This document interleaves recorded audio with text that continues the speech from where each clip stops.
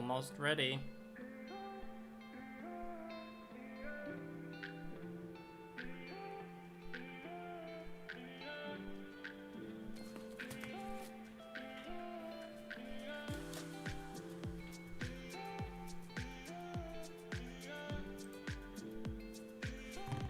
Hello everybody. Thanks for waiting. Sorry it took me a bit longer there. I was doing some last minute stuff. Let me just adjust the lights a bit here.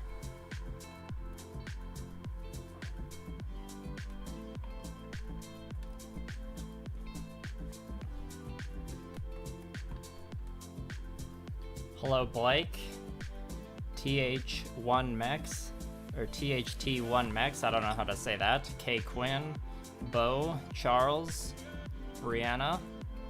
Thanks for coming everybody. Building a heavy arms, cool, and the She Gundam, if that's how you pronounce it, I forget. A voice from the Aether, yeah, that's me. Painted my nails a new color today, only messed them up a little bit. I didn't use a top coat though, it was a little rushed. Well, to start things off, I think we'll do the can crack. I have this very weird, it's a hop-infused sparkling water. Oh, that one, Mexican. Cool, got it. How does the music and audio levels sound, by the way? Let me know if anything's too quiet or too loud. Gotta finish rolling up my sleeves here. Do that before I do the iconic can crack. Here, I'll put it down so you can see what I'm drinking. It's a weird citrus hop drink. I tried one the other day. It's kind of just... It's mild. It's pretty similar to just drinking like a Perrier with, or like a LaCroix with just a very faint hint of flavor in it. Thank you, Blake. You know, I like having a stream as an excuse to paint the nails, you know? Shoutouts from California. Is that where you are, that one, Mexican? Would you rather me call you that, or THT1Mex?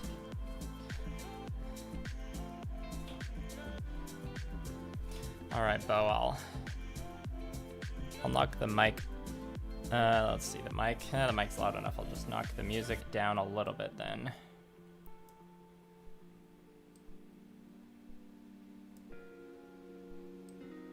It might just be that it's a loud song that's playing right now. Some of them are more quiet. I guess I can knock the mic up one notch, might as well.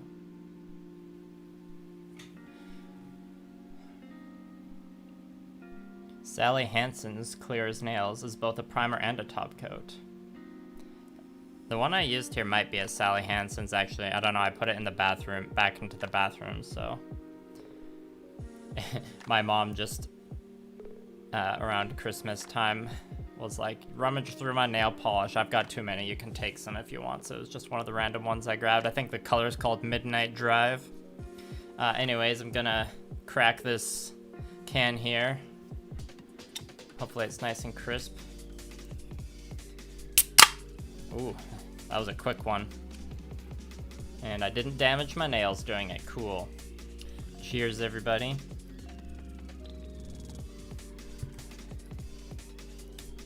Yeah, this does taste like it has just a hint of flavor. I mean, like, I've had hoppy beers before, and I can't really taste any hops in this, if I'm being honest. It's got, like, less of a citrus flavor than, like, a lemon LaCroix would. And LaCroix tastes like... No, I saw a meme once where it was like, LaCroix's flavor, it just tastes like, you know, you poured water over a lemon into the glass. And that sounds cool, that one, Mexican. Alright, well, hopefully the music's more tasteful now, Bo. Speaking of the music, I added more songs to the playlist and did a little upload test, so hopefully I shouldn't get any claims, but, you know, I won't be surprised if I do get a false claim after this anyways that I have to appeal. It is what it is. That's just YouTube. But so the end of the playlist will have more new songs you might recognize. But this stream should be long enough, the whole thing should loop a bit. I also added more I added the like wallpapers to the like holding screen slideshow that was up a minute ago, so maybe you notice some new ones there. A+ Kraken, good, that's good to hear. It's like, Bo, it's like a can of water that's slightly fizzy. This stuff was actually on clearance at the grocery store, like 50% off. So clearly, like, it's not that popular. But I was like, oh, it's 50% off, I'll try it. Sounds like a weird beverage. Elk, yeah, that's a good way to describe LaCroix. Or I heard it described as like, you know, like raspberry LaCroix. It's like raspberry flavor, but on 10% battery, maybe. Alright, let's open up the WAP here. Ooh, look at that. Nice spread of purple to red. Did you all see the update work in progress photos of the mech on the base?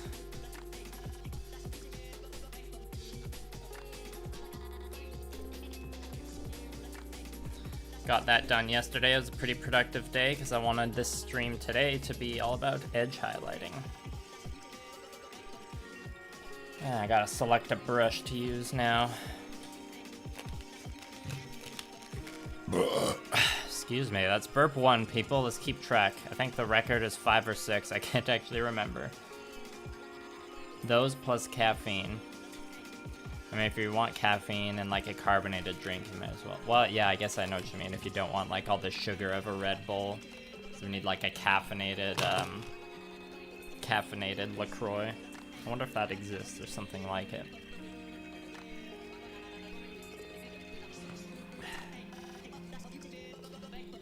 Yeah, that one Mexican, as Elk says, my Instagram is at m.m.mayhem. So, thanks, Elk. Okay, I think this is only gonna be the first round of edge highlighting, so I can be pretty rough with it because it's only to kind of outline the edges. I think I might want just 2 sizes of brush, so that one and then maybe 1 step down. So that would be, or I guess maybe I could try and use this one the whole time. Yeah, let's do that. And yes, I just keep all my brushes in tubes, but I like leaving the caps off the tubes so the brushes can dry properly. I don't know if that's something you actually need to do, but... And let's see, we need a brush for just mixing the paint. Whoops.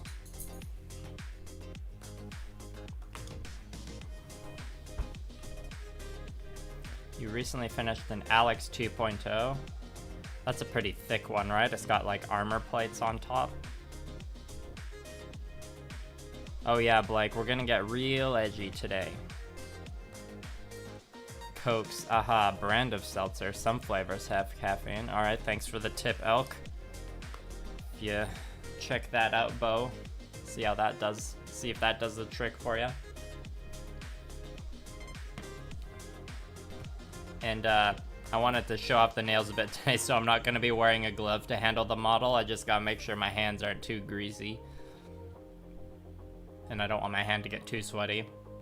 The glove only starts becoming really important when I'm doing like the glazing and then the like actual edge highlights after the glazing, because this is just gonna be the first round of edge highlighting to like, so I know where all the edges are, so then I know where to do all the glazing after, and then the real edge highlighting starts after the glazing's done. Caffeinated LaCroix. Prime some army man for cheap mini painting practice. Yeah, I've heard of people doing that before. The models Motoroid is gonna put out. Big selection. No, I haven't seen those, Steven. What are they? Alright, I'm gonna grab the mini, or the mech.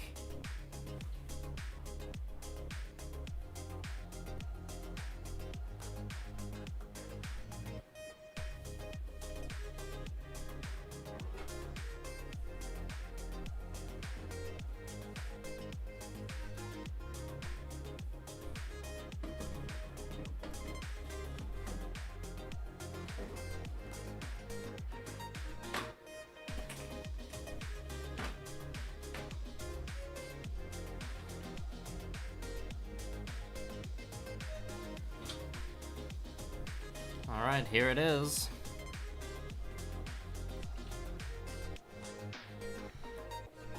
Yeah, if that's an older kit, maybe the armor or I can imagine the armor being pretty flimsy and hard to deal with.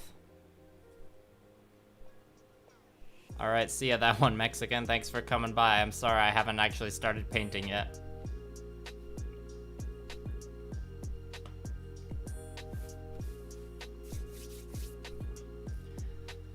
Let me just give y'all a closer look at the base here. Oh, let me grab my air blower. The dust is a never-ending problem, as I'm sure many of you know.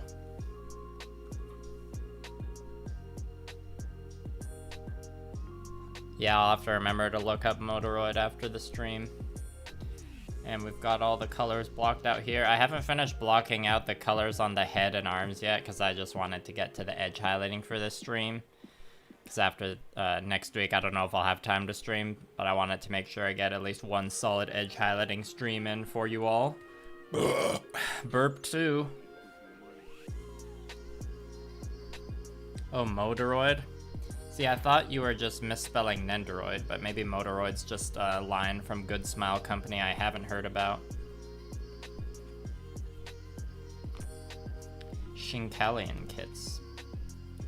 Dino scales, yep, that's right, Brianna. I was going more for like waves or desert dunes or something, but I guess the purple and red does.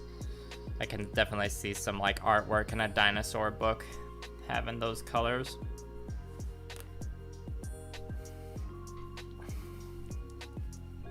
Yeah, I know Good Smile for their like Nendoroids and Figmas.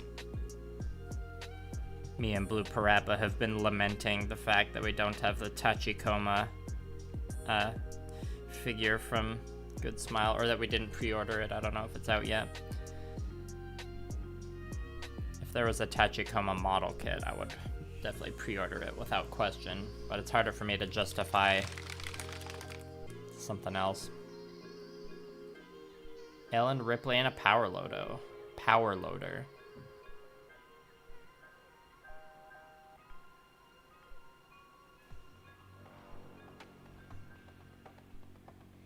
Yeah, 30-minute missions. Kits are fun to play around with.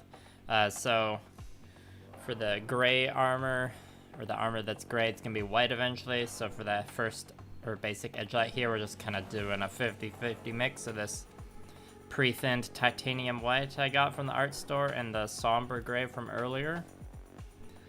I don't worry too much about getting the ratio perfect for this first round of edge highlighting, because like I said, this is more to just determine where all the edges are to make the glazing easier.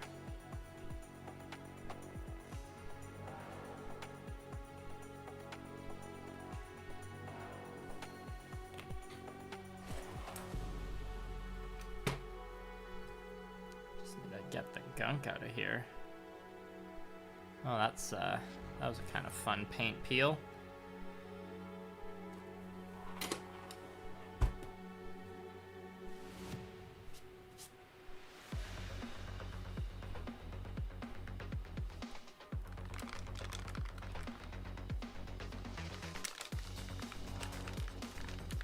Oh, I see. Yeah, the name Motoroid sounds familiar, Elk, so let me just open a tab and type it in so I remember to search it later.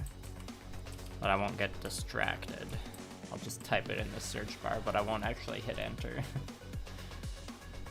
Yeah, Pat Labors are cool.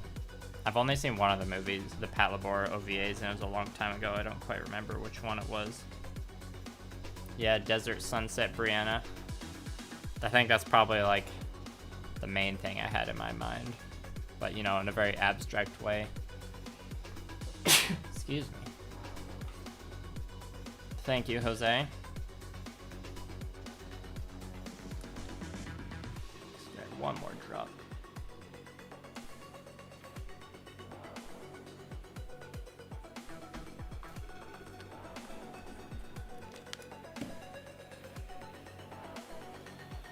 And just a bit of water.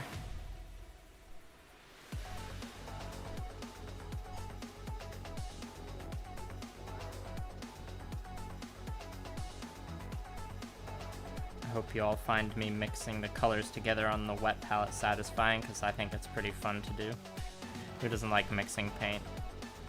I read a story about this, about a TikToker whose entire TikTok is just mixing paint.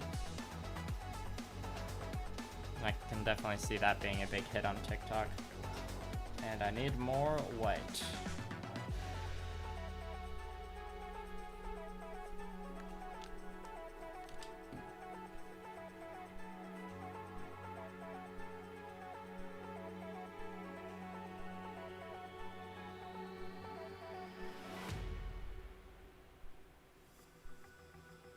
Should probably re-moisten my wet palette a bit too.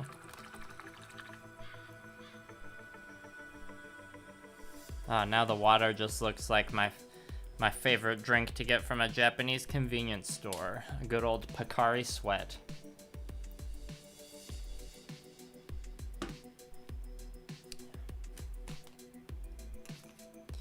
Yeah, Blake, I see Patlabor stuff comes up often if I'm watching like YouTube videos about mecha anime. The Patlabor OVAs, they're from like the ones from the 80s are doing that like anime boom time when there's just a lot of money to throw around, so they just have lots of really like well done and like hand drawn animation. Just add a bit of water so my paint stays nice and moist.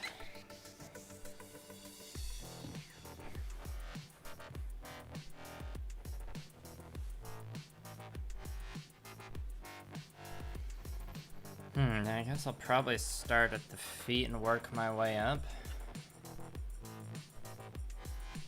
See how sweaty my hands get. Maybe I'll have to put on a glove after a bit.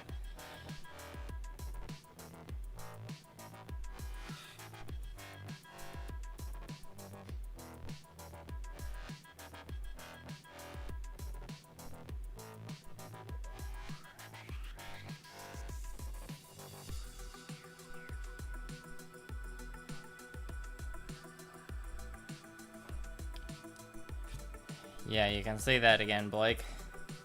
So much good anime from that time. I feel like most of my favorite animes ended up coming out in like... It's either like between 2007 and 2013 or like in the 90s, you know? But definitely most of the, or a lot of the most impressive animation I've seen is from the 80s.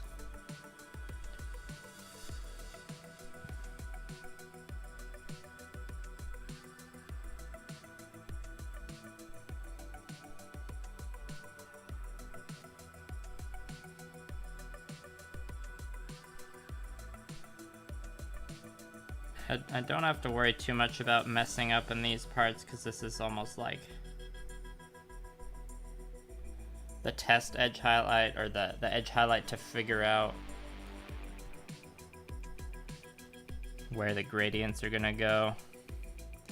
And if I mess up, like all I need to do is just paint another of the base coat on whatever area I messed up. It's not like I'm accidentally make a mistake over top of a bunch of gradients I've already glazed on.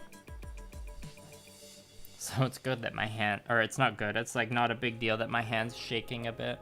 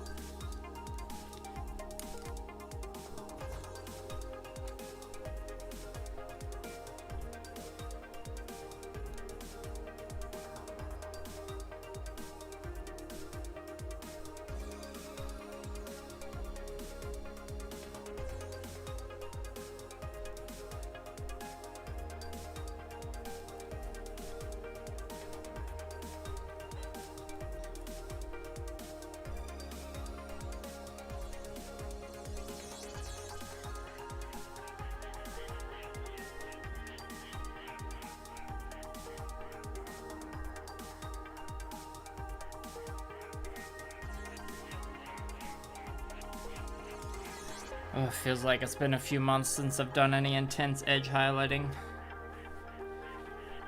It's gonna take me a while to warm up here.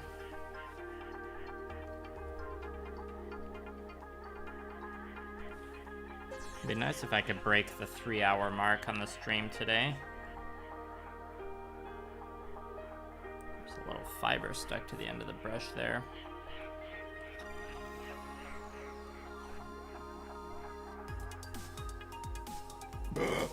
Burp 3.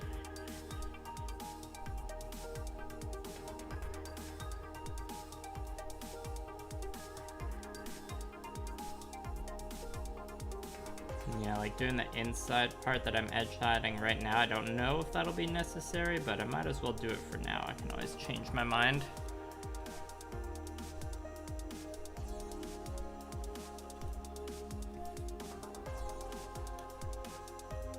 It makes it easier to track the time on projects like this when I stream it, because I can just look at the stream and be like, oh, I worked on that for that many hours.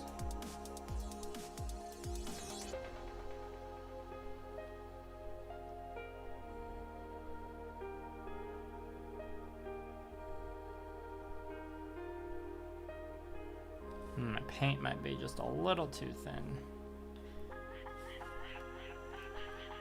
Oh, also, I might need to... No, I don't need to edge highlight that part.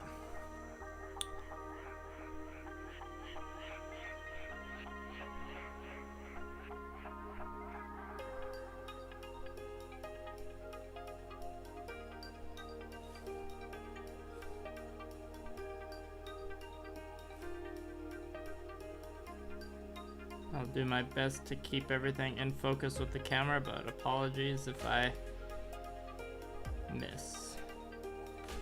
It's just because I'm concentrating on these edges. Because, you know, Gundam Vidar, or Vidar Kitbash, is one edgy boy.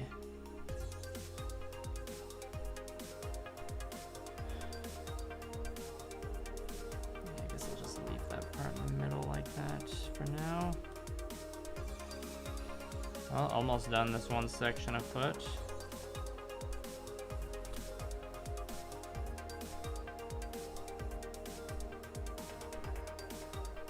Sorry, you probably can't see what I'm doing right now.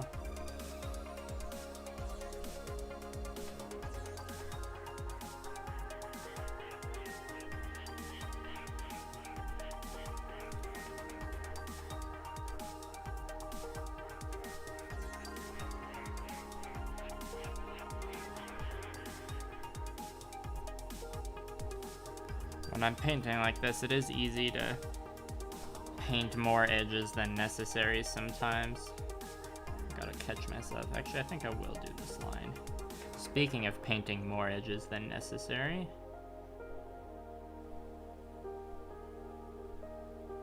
And my hand feels slightly more warmed up now.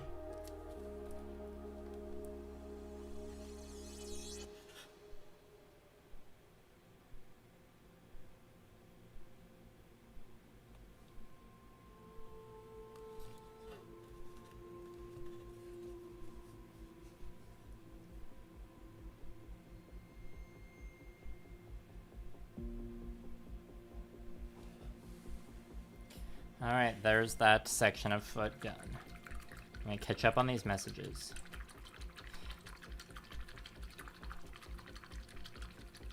Yeah, Elk, I didn't do a stream painting the base. I wanted to just have a bit more of a relaxing time painting it, because, you know, I need to do that sometimes for my own sake. So I painted that yesterday off stream. And also because I wasn't sure if the experiment was gonna work out, so I just wanted to have a nice edge highlighting stream. But I'm glad you like it. Thank you. A 9-inch screen in your bedroom, Charles. Yeah, that sounds like a very nostalgic way to watch anime. Gotta love Adult Swim. They really cater to me as a millennial. OG Toonami, yep. Berserk. Love me some Berserk. Yeah, Elg Vidar Kitbash. Plamotherapist came up with that name and I love it. How do I feel about Vallejo paints? I like them. They're like, maybe like P3 paints or Citadel paints are slightly better to use. Or, you know, like more expensive brands like Pro Acryl and Chimera, but Vallejo are just really good value, and they're still like, I still use them a lot. The dropper bottles are way better than like the pots that GW paints and P3 paints come in. Although the P3 paints might have changed their packaging now, I'm not entirely sure. It's been a while since I bought any. But I like Vallejo paints a lot. Mostly just because like they're fairly consistent and they're good value. Like, I prefer to use other brands' washes more often, but when it comes to like just straight up acrylic paints, I do use a lot of Vallejo, and part of that's just because like that's what my local game store reliably has a lot of the time. I only like to buy GW products if it's like a really specific thing I need. Did you just get like a basic starter set for Christmas? With like the primary colors and some metallics or something?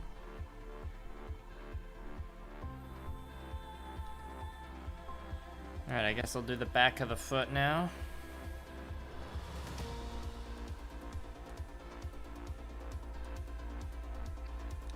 The Vidar part of the foot, the front part is the Barbatos part.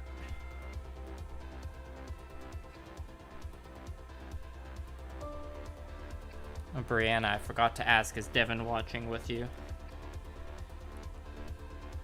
Just wondering. Teehee.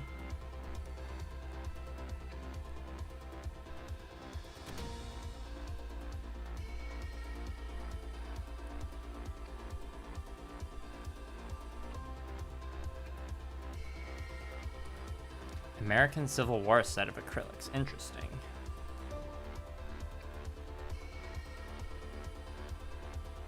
Yeah, Tamiya, I haven't really tried their acrylics at all. And that's mostly because, like, you know, they say acrylic on the pot, but I've heard and I can, like, tell from the smell that they're, like, more... They've got more chemicals than the other, like, acrylics, so... It seems like they're more of an airbrushing paint.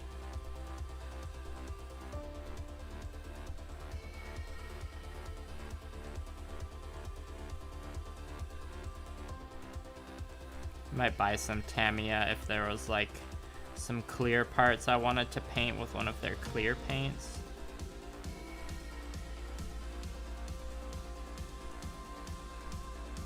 But no current plans to do anything like that. Oh well, hello Devin and Brianna.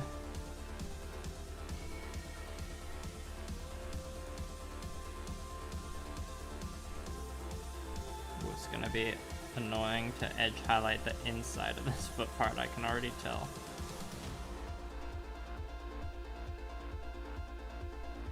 Well, I've made my bed and I must lie in it.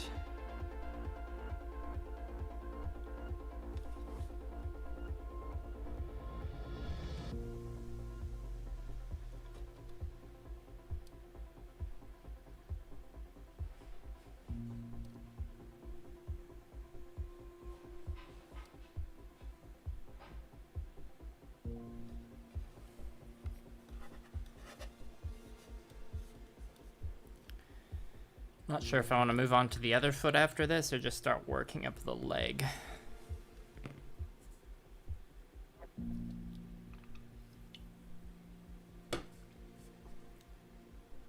Yeah, Charles, the historical miniatures and historical war games is what started it all. In terms of like wargaming miniatures anyways, I don't know if scale modeling has a different origin story, or it's likely that they're kind of tied together. I know Gunpla kind of started as like toys for the original show way back when.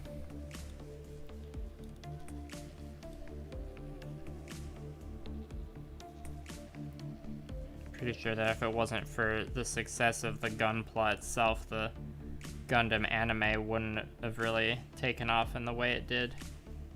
It didn't like, it wasn't a big hit right when it came out. Oops, made a little mistake.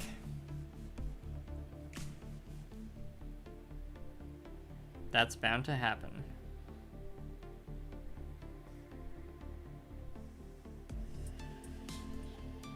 I don't know if I need to, I might as well paint this part of it.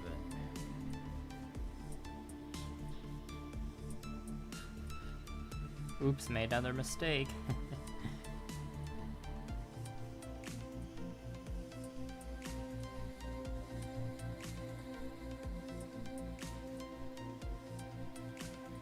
That's a tricky section.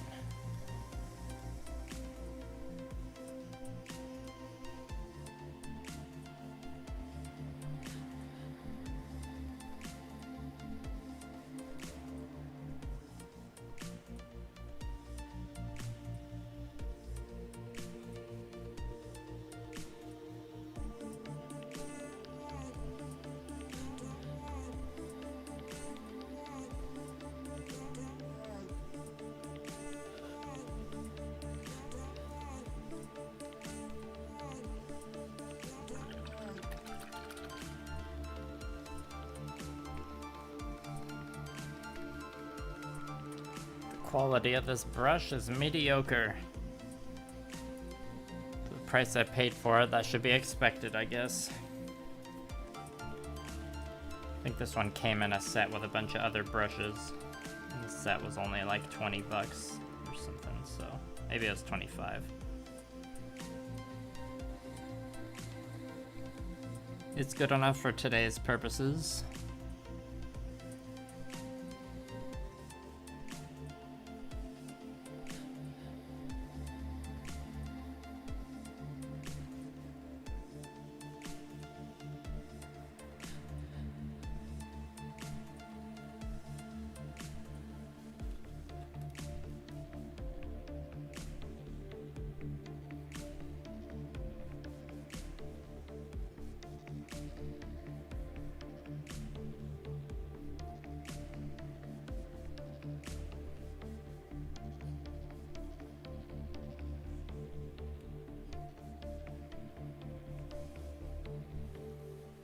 Almost done this section of foot. Definitely the inside of the foot on the back here is a little tricky to paint. It would be easier to do if the foot was separate, but then I would have to like put the foot back on while it was painted and risk more paint chipping. So that's just the compromise I'm making.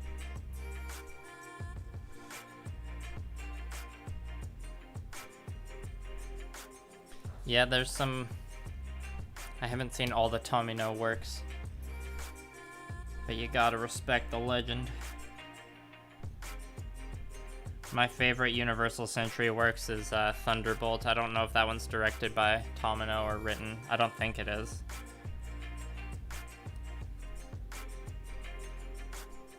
Yeah, you definitely won't be able to, oh, you can kind of see what I'm doing here.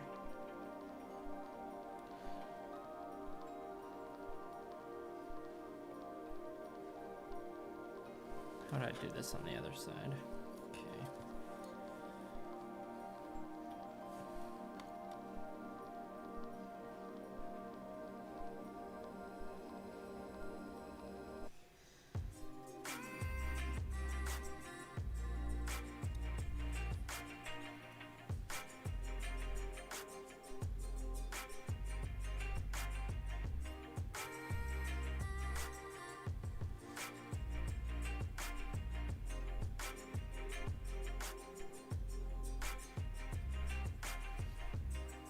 This part is gonna haunt me.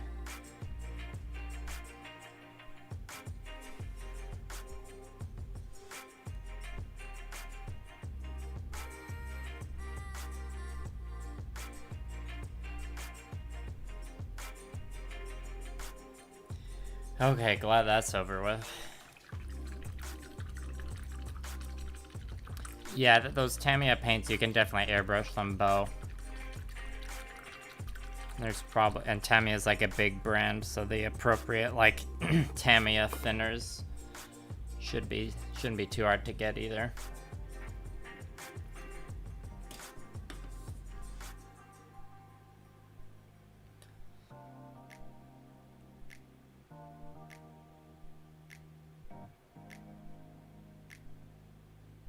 Yeah, the soundtrack of Thunderbolt really makes it.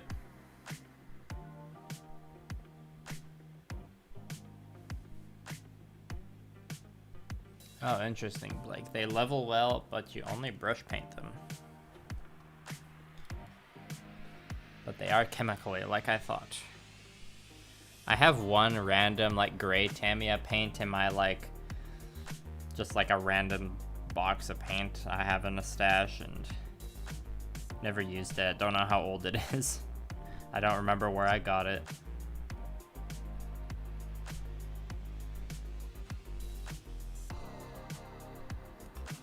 Alright, we're gonna do the leg now. I'll do the outside part first.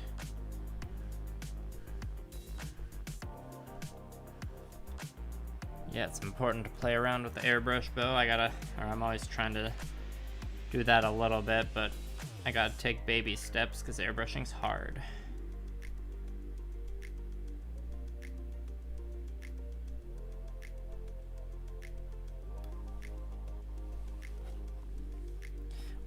Welcome back, that one Mexican. Oh, interesting. Well, thank you for using your valuable downtime to check out my stream.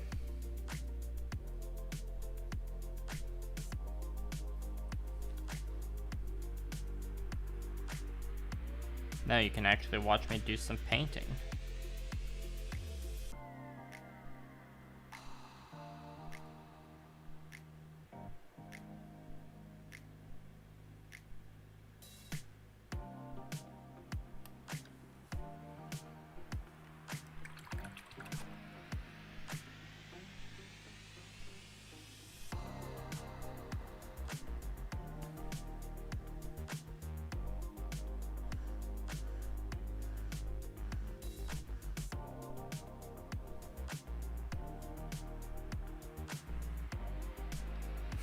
Yeah, it's just hard in different ways, though.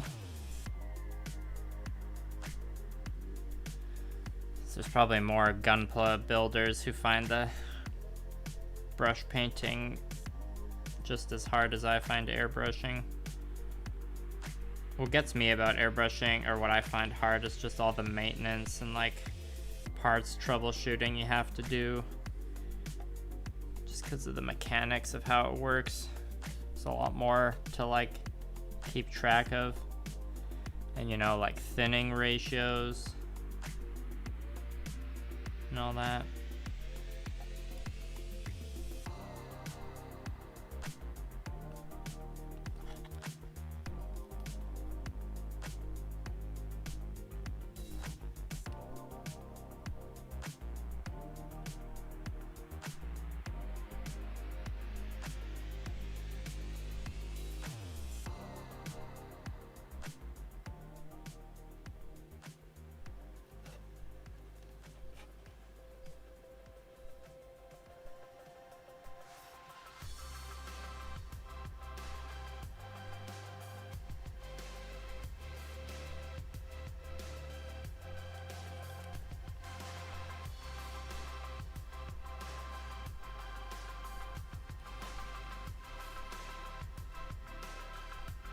All that edge highlighting. Yeah, no dry brushing on this project. You don't have to be sorry. Thanks for coming, Nathaniel. Oh, welcome, DT Warrior. Thanks for coming. Oh, I'll welcome you with the 4th burp of the stream.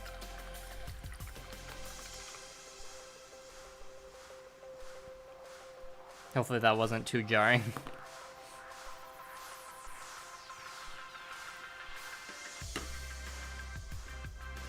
Hopefully I didn't just burp and then you immediately left.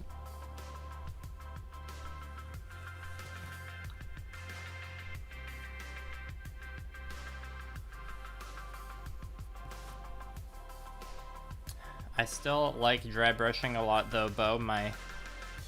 Both the recipes for my conquest armies are like heavily utilized dry brushing. On my other Gamma Wolves projects, I dry brush the inner frame, but for this one I decided not to. I wanted to try and be a little different with it.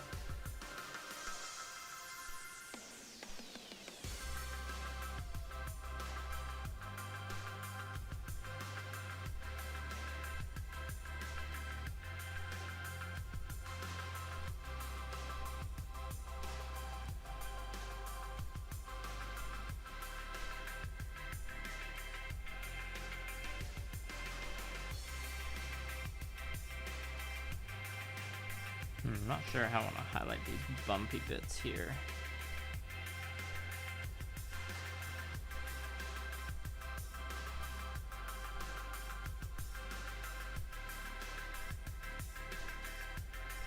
Some of these parts, it's kind of hard to tell where the line ends.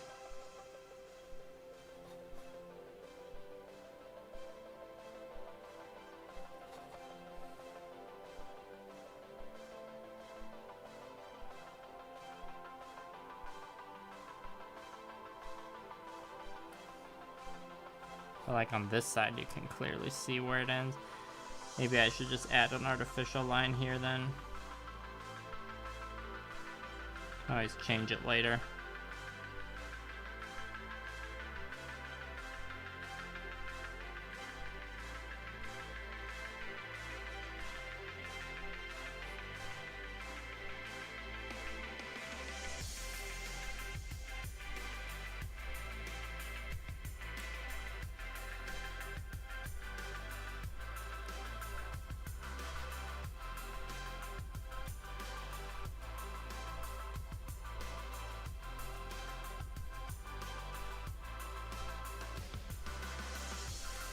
Those some thick lines, Liam.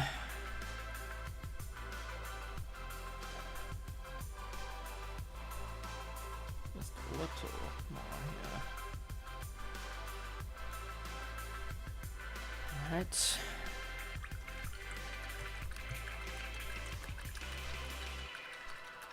Do I sand my gunpla prior to painting? Yeah, I do. And depending on the project, or some projects I'll put more effort into sanding than others. Like if it's a gunpla that's got the pose locked in place like this one, I usually am a bit lazier with the sanding than I am with one that's gonna be still posable, because I hate sanding. Am I planning on getting a Motoroid Leo de Gallon? No. But I'm sure it's very nice. It's hard, I don't have a lot of money right now, so it's hard for me to justify buying things that aren't like model kits, and even then I have like a large backlog, so I'm trying not to buy anything, you know? If I run out of money, then I'll have to stop doing streams like this, because they aren't earning me a living yet. Maybe one day they will.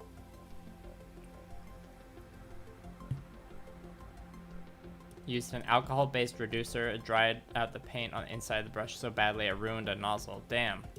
Yeah, I've definitely ruined airbrush nozzles before. Not because of that, because of another thing, but... So I know some people, like, they just buy a bunch of extra nozzles because they know they're gonna break.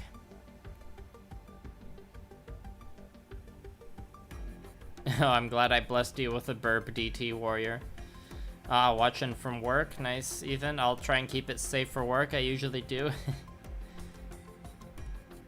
Red X, I'll have making a website is one of the things I have on my to-do list for this year, but right now you'll just have to check out like my Instagram or Twitter.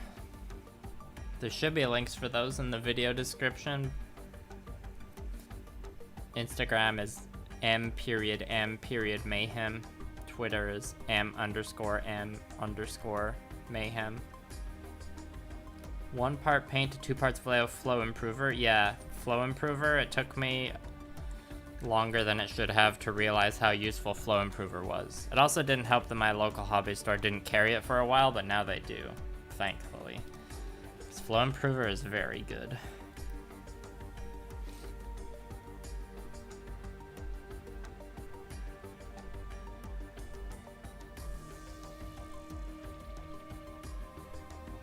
There's another website I've put some stuff on, RedX, called, I think it's called Gunpla Gallery.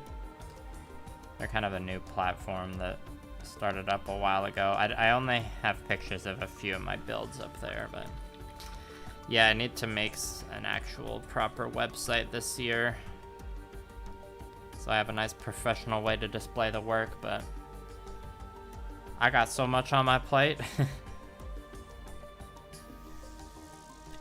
Maybe if I can earn a bit more money, I can hire some help. We'll see. There's so much different stuff to occupy my time with the content creation. I'm sure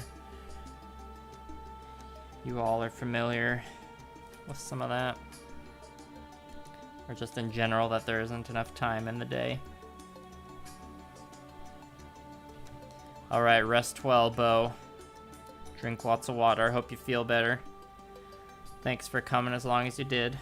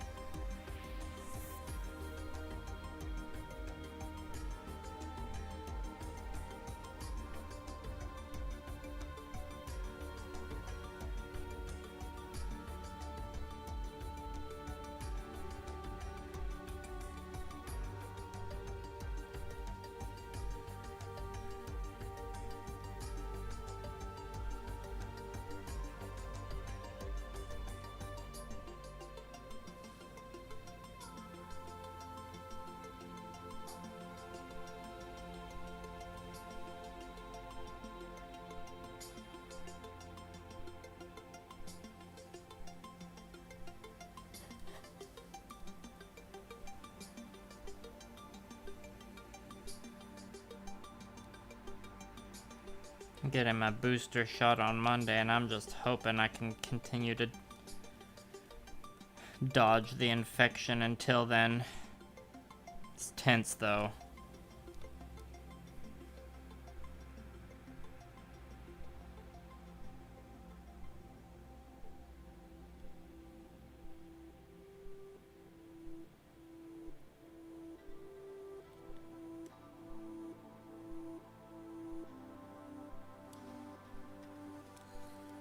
Alright, now we're on to the Cav. I know you love the streams, Bo.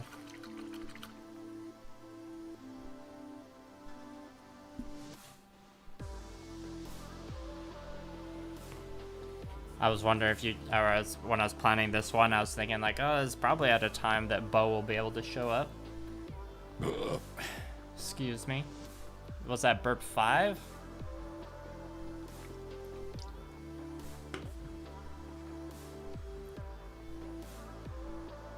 The color, the base blue, it's this Vallejo game color somber gray. I think it's similar to like Space Wolves gray, the old Citadel paint from back in the day. I don't know what it's called now. It's probably called Fenris gray or something.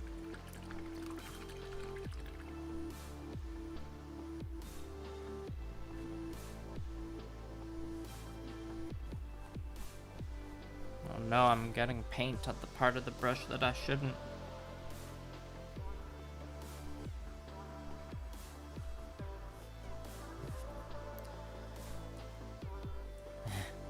Yeah, that's right. Omi-chan is just having a party across the entire globe right now.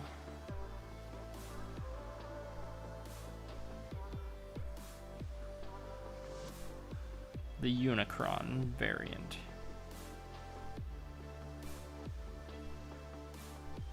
What's so funny about Fenris Gray, Brianna?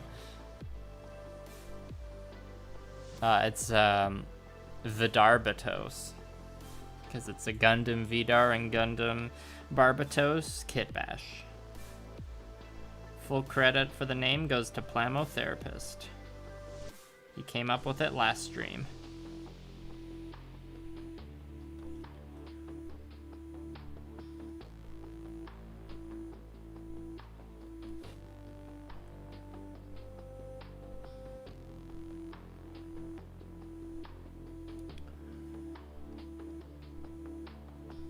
Wolfie McWolfington.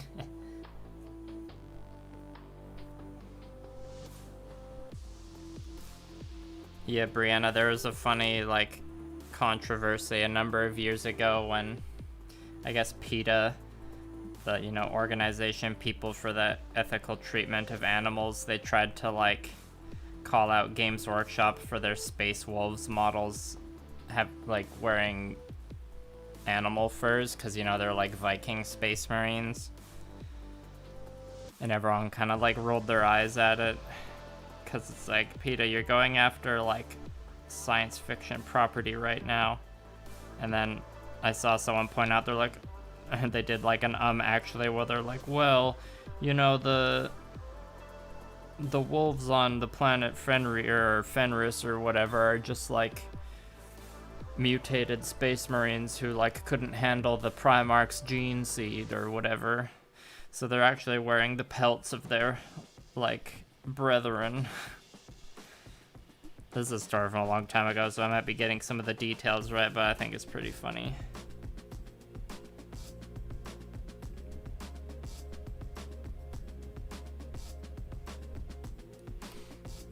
Yeah, Bo, I really like this shade of gray. Or I just like blues a lot. Desaturated blues, blue grays, cobalts, you know.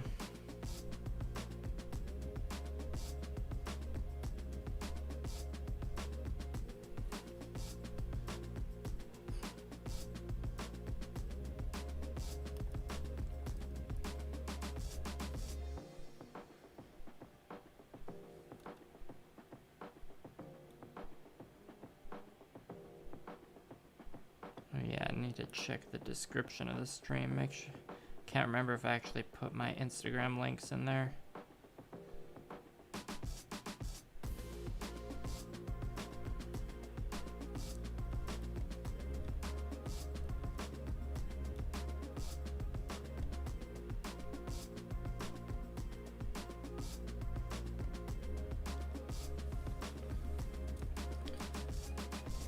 As tedious as this edge highlighting is, I'm having a pretty relaxing time.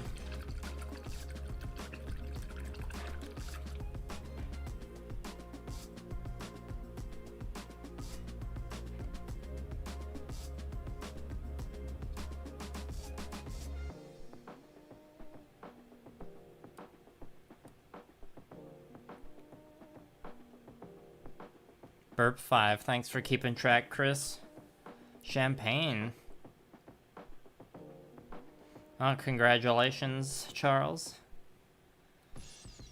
Yeah, there was another blue I was thinking of using, Bo. Or it was another gray called, like, it might be called uniform gray or something, but I picked this one because it just had slightly more blue on it, and I thought that'd be more fitting for this project.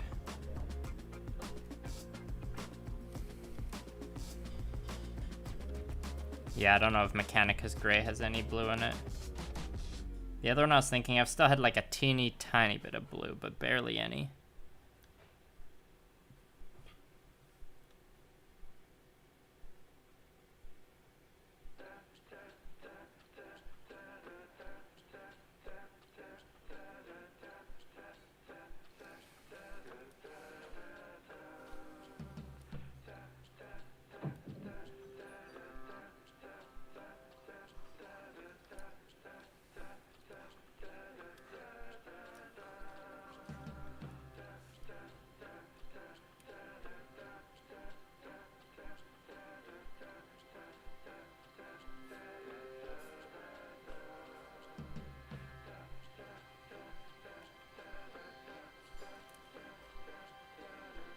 Sorry, you probably can't see what I'm painting right now. It's really in a crevasse.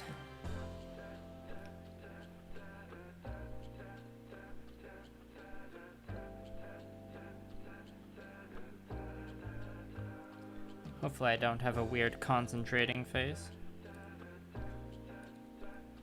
Don't think I do. I don't think I'd care that much if I did, though. Just means I'm concentrating.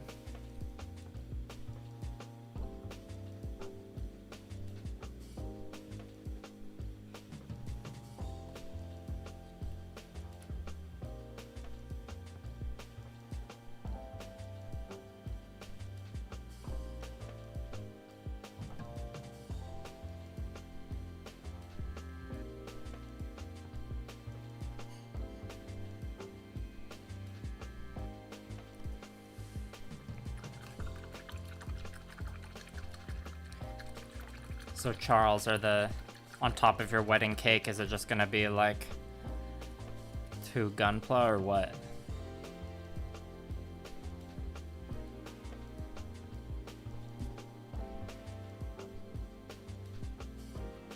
I'm sure there's someone in the last 20 years who's had a Gundam themed wedding. It's bound to have happened.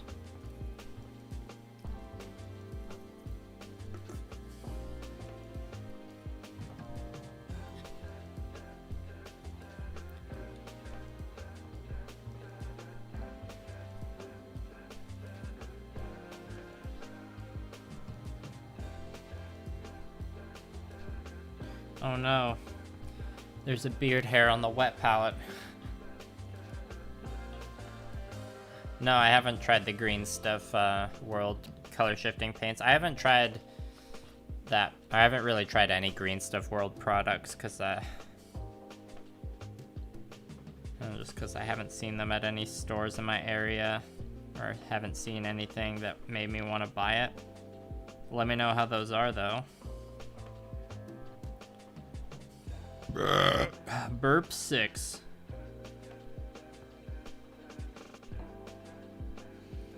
I sustained that burp while edge highlighting.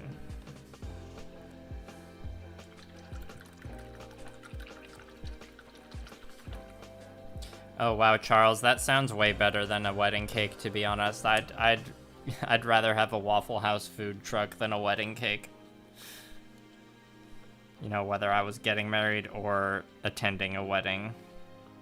It's a good job. Okay, I've extracted the beard hair from the wet palette. It's okay, everybody.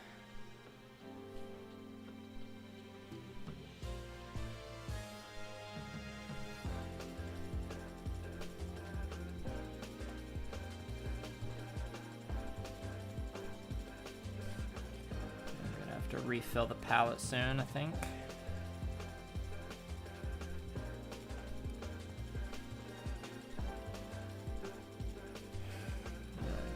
Front to the knee here.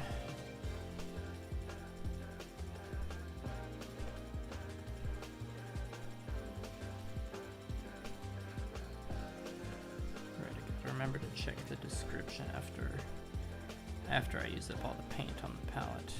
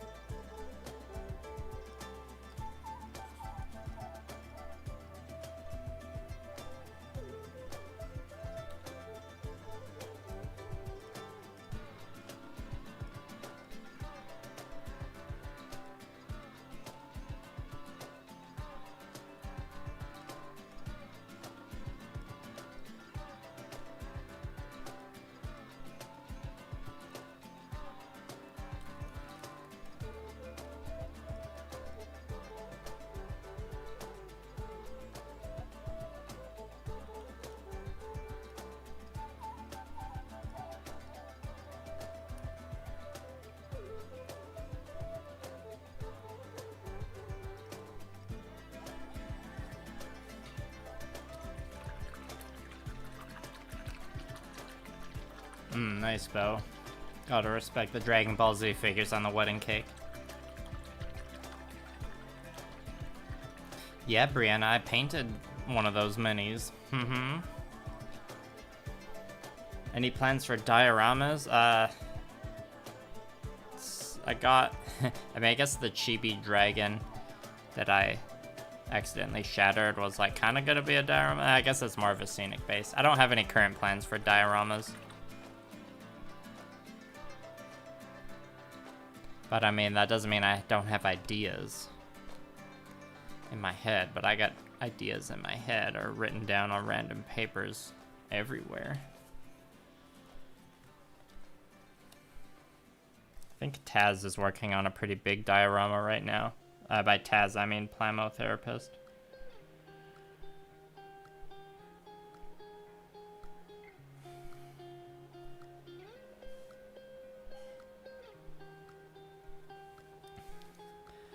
Dioramas are cool, but they do take up a lot of space, and I barely have remaining space for the models right now.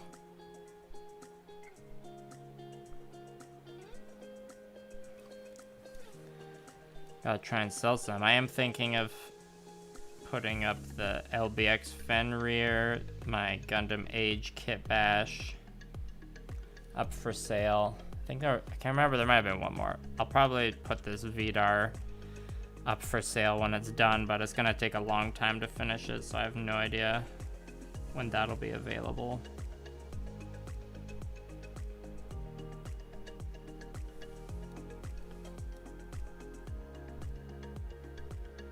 Yeah, Steven, he's like working on a diorama right now, and then in terms of videos, he's done like some like basic diorama tutorial stuff, so he makes nice, good beginner-friendly tutorials. Very approachable.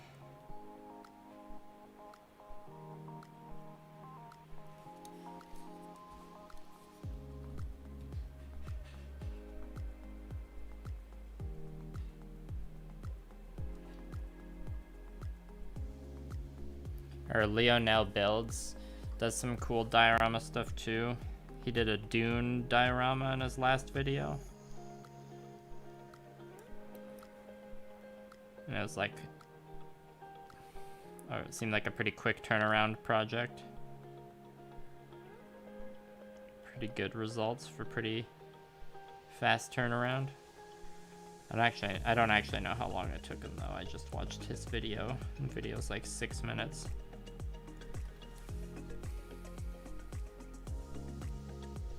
But I do love me some Dune content. Because Dune is good stuff.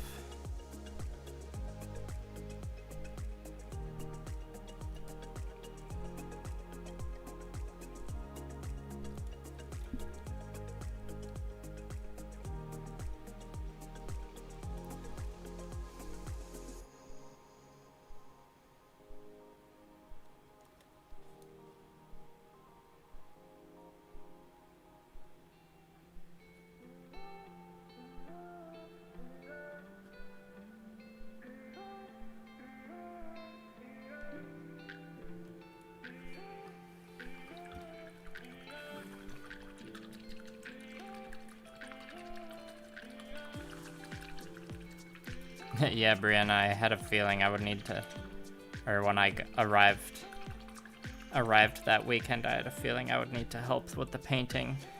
But you know, it worked out. I would rather be like painting a dragon mini the whole day than like helping with random other setup and prep stuff that I would probably feel like I was just getting in the way with. I was like, finally, my skills can be put to use.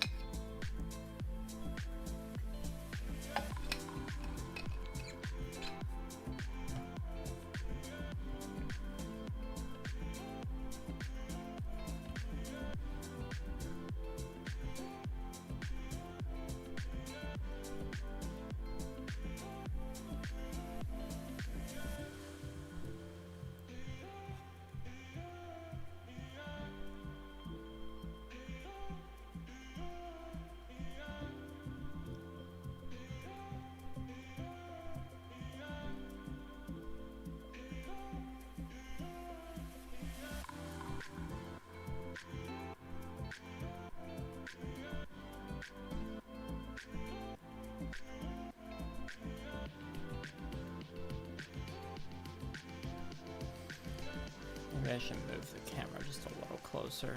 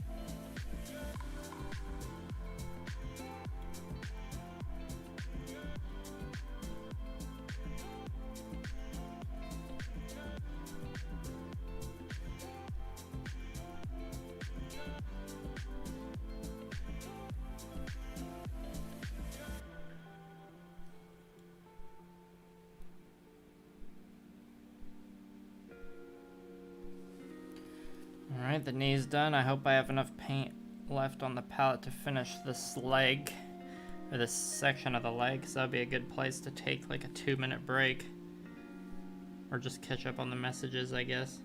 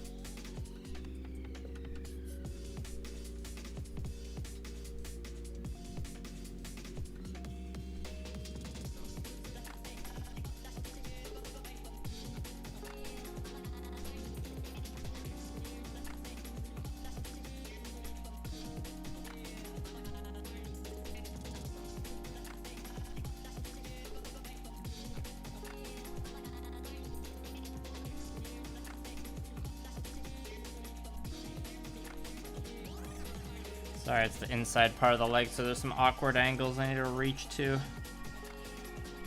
I'm just trying to power through this section here.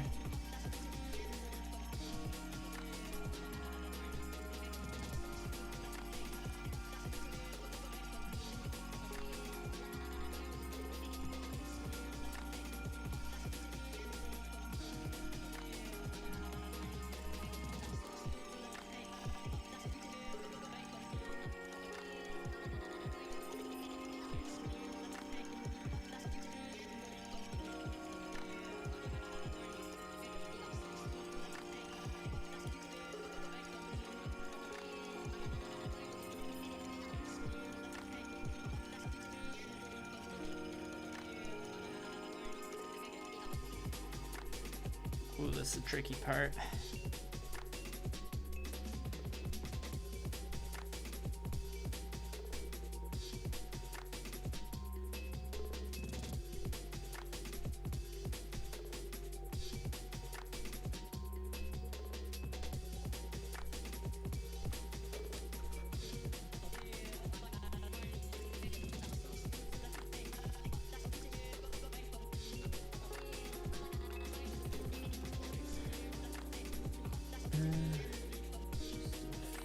Just one spot left.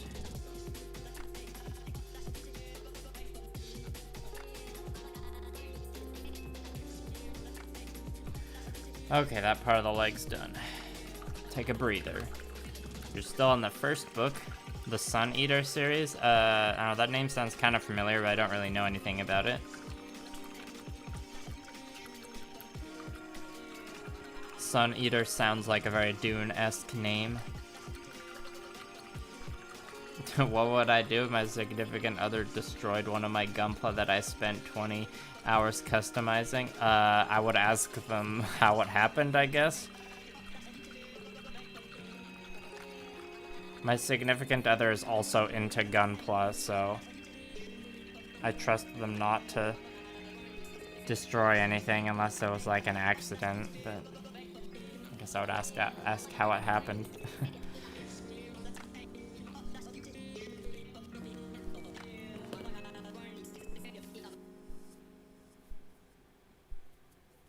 Okay, well, I think I'll just keep painting the gray. I could switch to another color, but I don't think I'm bored enough with this color yet to need to switch.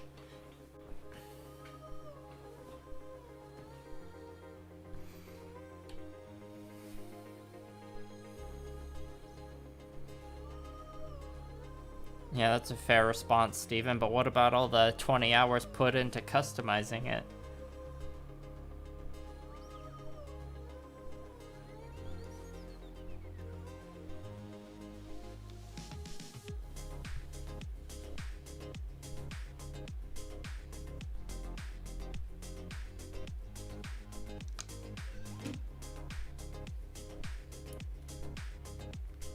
Anger, though, well,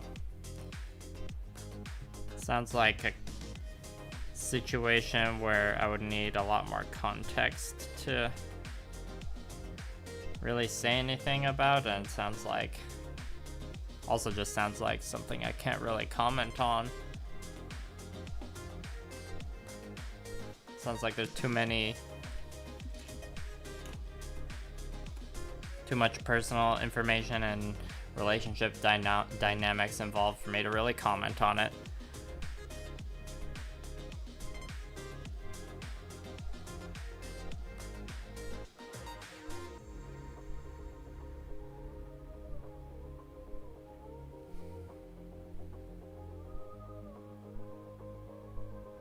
I thought about using something like thinner medium to thin this instead of just water, but I don't think I need that much of a refined control yet in this first pass. I do need more white though.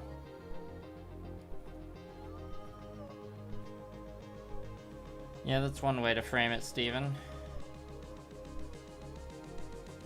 And Aaron, yes, that's what I mean. Like, sounds like something where there's too many like personal and relationship dynamic things involved for me to really comment on any further. Sounds tragic though, that's for sure. Or it's always tragic when a model gets destroyed, whether it's customized or not. Just a little bit more white. We're just really loading up the palette here. It's probably not good wet palette practice, but too late, I'm already doing it. Portable airbrushes? No, I haven't. I've had problems in the past with airbrushes, just like not having a powerful enough compressor. And just with airbrushes in general, I know like it's, when you have like a cheap airbrush, you just end up fighting with it a lot. Like investing in a good airbrush is like one of those things worth investing in. So I haven't tried any of those portable ones. I feel like those would be something that's better used for other kinds of airbrushing, like maybe, I don't know, maybe makeup, I don't know, it's hard to say. But it's one of those things where I like could kind of tell by seeing them, it's like, this is probably too cheap for it to like be worth trying. Generally, I recommend if you're like doing model painting, you want to have an airbrush compressor that has a tank in it. Maybe those portable airbrushes are more useful for things like cake decorating or makeup, but I wouldn't know. I've never used an airbrush for something like that. Do I pre-plan my color schemes? Somewhat. This one, it's like, or this project, I'd say it's a mix of like pre-planning and going with the flow. Like I knew what color I wanted the underframe to be, and I knew that the main armor color was going to be white, so those were pre-planned. But the other stuff I figured out on the flow. But a lot of times when I'm airbrushing, I plan out the whole thing before I put any paint on it. Like if I'm doing something for a video, it's more likely I plan it You know, like the Wing Zero I painted, that one was whole, like, totally pre-planned before I put any paint on the model. Generally, I like planning things out though. It helps me work. I enjoy the planning phase of projects. Like, I probably do it more often when I'm doing more airbrushing, like doing a more traditional gunpla paint scheme or gunpla customization where it's still like articulated afterwards. And but you know, and with a lot of my miniatures, they're being painted for armies that already have color schemes decided, so I guess the answer to that would be yes for the planning, unless it's a one-off mini.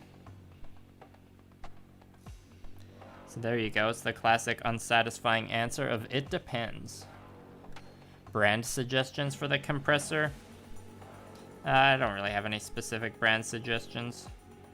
You know, like the ones that are made, like the ones that have airbrush brands on them, you know, like Iwata or Pash are generally good. I have a Pash one right now. You might pay a bit extra for them because they have that, you know, airbrush brand name on it.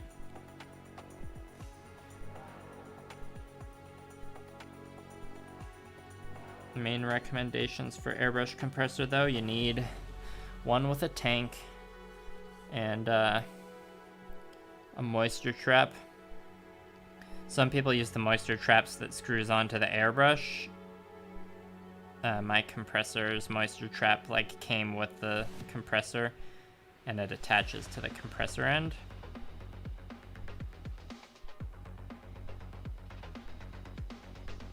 That's a bit of a messy edge highlight there.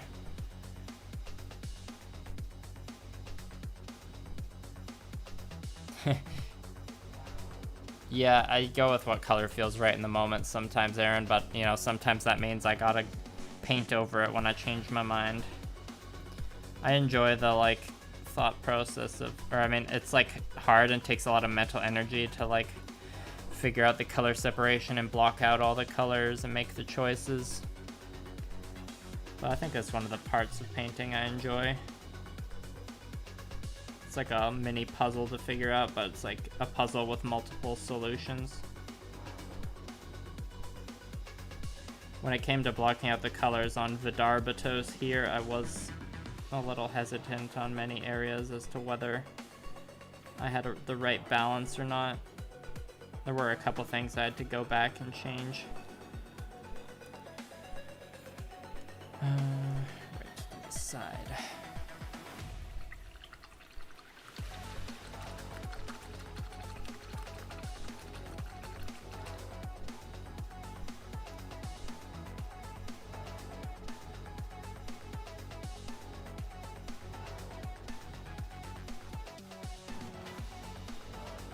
Yeah, it can definitely be a little daunting when you start coming up with your own color separation that's different from just how the colors on the plastic deem the color separation. But you know, it's an easy way to make your custom stand out a bit. Like if you're painting a gunpla and you separate the parts by color and paint that way, like, oh, I'll just paint all the white parts blue and all the red parts yellow or whatever, then the color separation will still like kind of be the same from what it is out of the box. They'll just be different colors. But if you find a different way to separate the colors across everything or do a little masking, it's just one little step that can really add a lot of depth to your customization, I find. Sometimes you can enhance the color separation from what it originally was.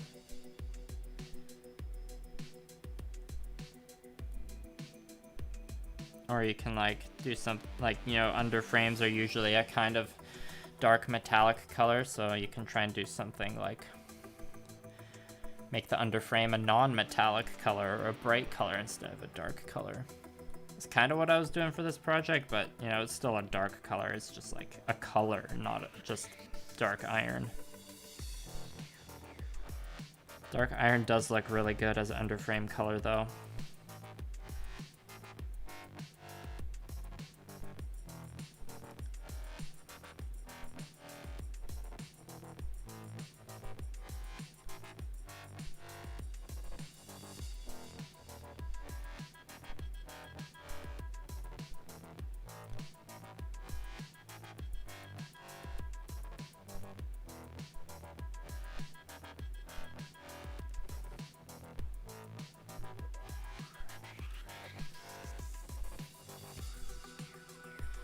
I don't know what gauge brush this is. This one is just labeled as utility. It's not as big as a size 2. It looks maybe somewhere between a size 2 and a size 1 round. It's one of my smaller ones. But not the smallest. I went for like a medium size brush that still had a decent tip. Although the tip on this is getting a little haggard. It's not my best quality brush. Dark iron is chef's kiss. Yeah, Brianna, it is a Friday. I understand. I don't have that like Monday to Friday work schedule, so I guess like technically you could say I'm working right now, but this is a different kind of work. And it's not like I'm getting paid a fair hourly wage by YouTube or anything. So sorry for being a distraction, but not sorry, I guess. I know you do a good job at work. You can have a lazy day. It's fine. I won't tell.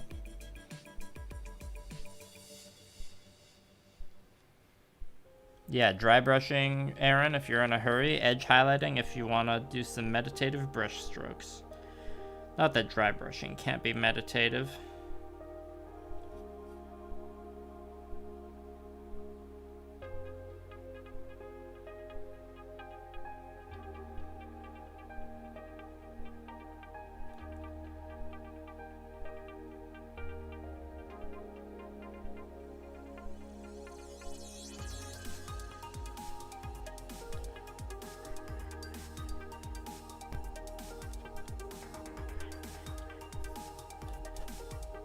Yeah, I gotta be careful not to get any paint on the base when I'm painting the feet here.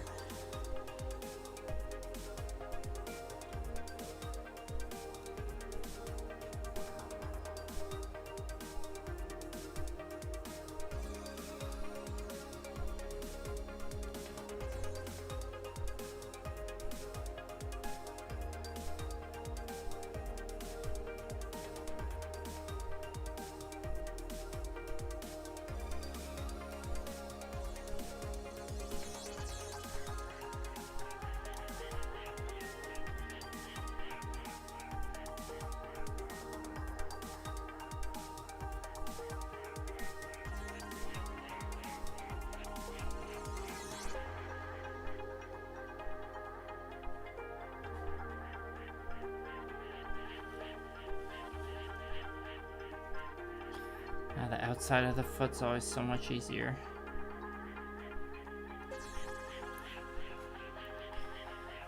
This one technically has high heels, but they aren't as fabulous as the Barbatos's high heels, you know what I'm saying?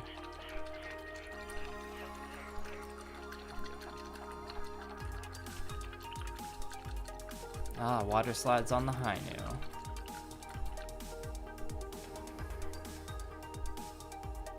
I've been thinking about the Hainu recently.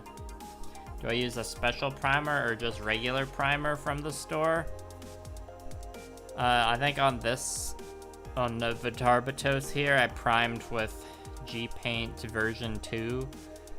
But a lot of the time I just prime with Vallejo surface primer. Or like, that's what I use for my miniatures all the time. Vallejo surface primer, and I just get it from the store. You know, I'm not against using rattle cans though. I just like, that was something I used more when I wasn't airbrushing as much. I'd say most of the time I just use what the store has. Like when my Vallejo surface primer runs out, I might try a different product.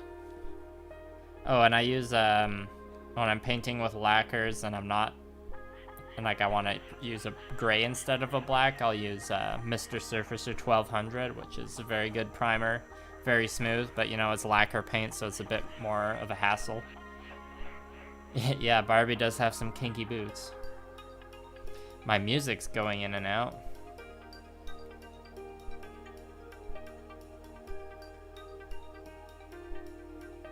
Let me give it a... Oh yeah, I forgot to check my phone. Or I was gonna check on my phone whether the whether I remembered to put the thing in the description. Oh. Thank you for becoming a patron, Charles Fairchild. Are you still here? Oh yeah, you should be.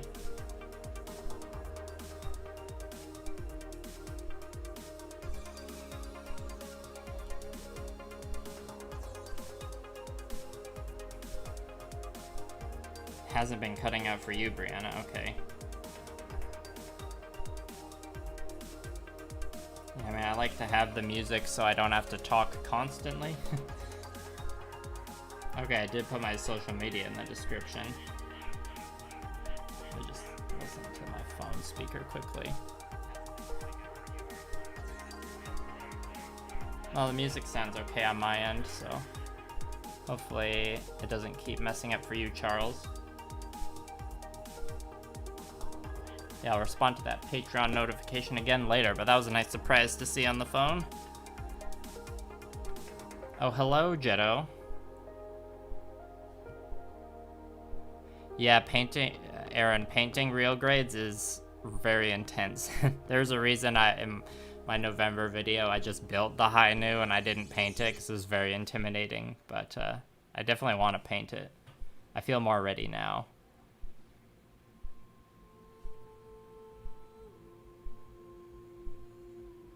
Hello, Jetto. Thanks for coming. Oh no, your cat's knocking pieces around. That's also stressful.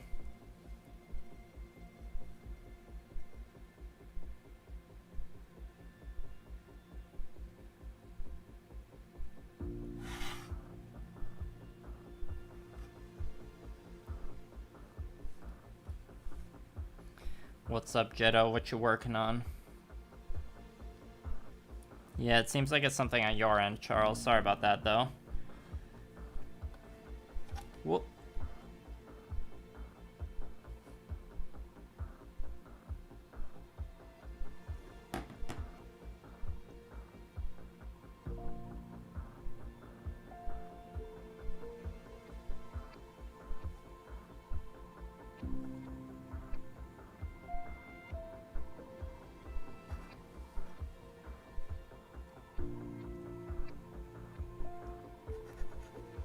Thank you, Jetto.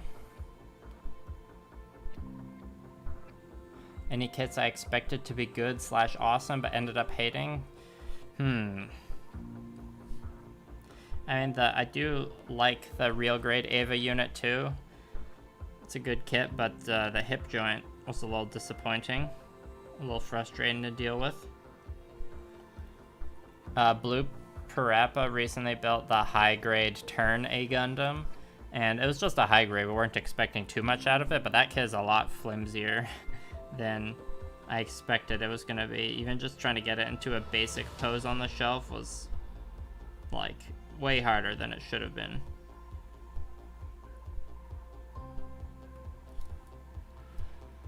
Or maybe when I built my very first master grade, it was the Endless Waltz Heavy Arms. And I was a little disappointed with how flimsy it is, but I've since kind of forgiven it because it's, oh, the stream's juddering a bit. Because it's like fairly old kit, so, and it was cheap.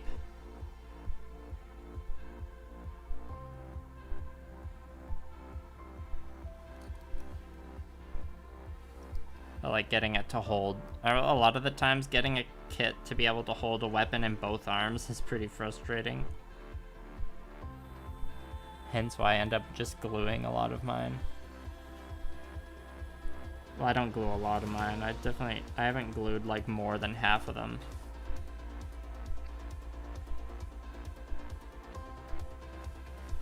Perhaps I just need more patience with posing my kits.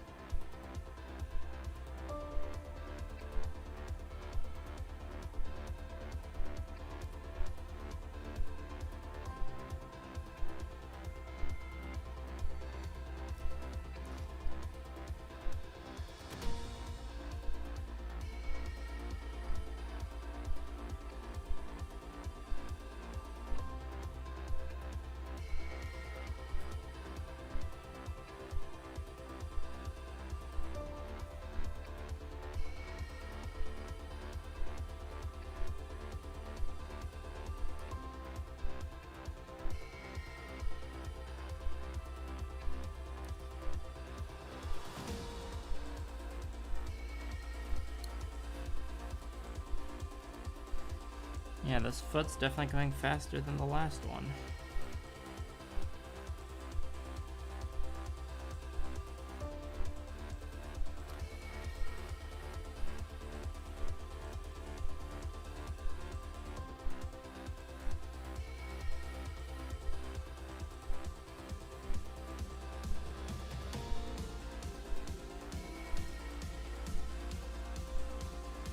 Oops, messed up a little. That's okay. Alright, that foot's done. Let's take a breather. You're finishing up a transfer report for your PhD before you can work on the Iron Man arc reactor. Those are two very different projects there. Although I guess it's probably an engineering PhD, so you've got some like real life engineering and some fictional like Iron Man engineering there. Is that something you printed with your printers, Jetto? Or is that a model cut? You built the high-grade Barbatos, Lupus Rex, and after posing for 1 minute, they started to... Yeah, the high-grade Iron-Blooded Orphans kits can be a little flimsy, depending on which one. At least they're easy to paint, because they're high grades. Yeah, I think it's like they're... Something about their feet, Bahamut, and their, yeah, just in general, they're not like the most stable frames. Maybe it's just because of the way they're designed. But you know, the ones I have that have paint on them, it's not as bad. I tend to like put something in a pose and leave it on the shelf for a while though.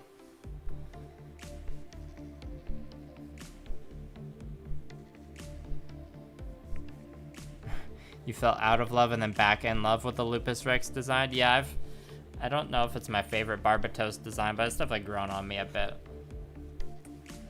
I don't know if I like the like tail thing that comes out of his back and stabs people, but I think the bigger like gorilla arms are cool. The like more intense V-fin is cool.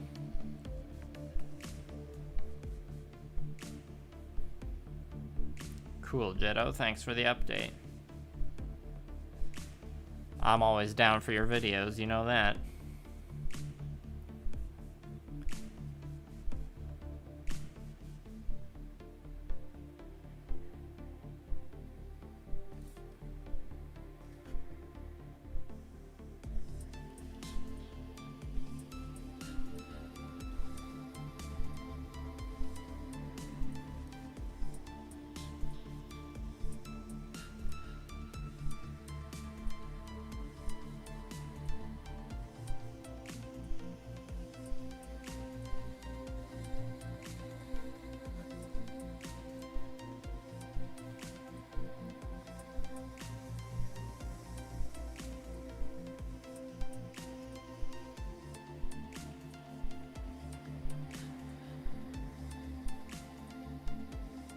Have you been able to apply any of the stuff you learned with like 3D modeling for prints and stuff to your PhD, Jetto?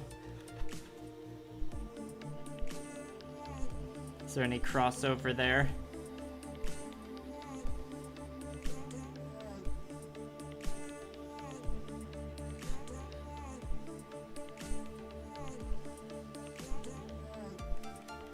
Yeah, Bahamut, I like God Gundam, or like G Gundam in general.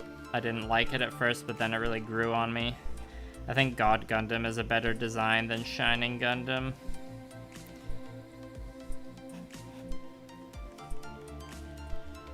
And maybe there'll just be like a renaissance of G Gundam fans when the real grade God Gundam comes out, and that'll be the new hotness.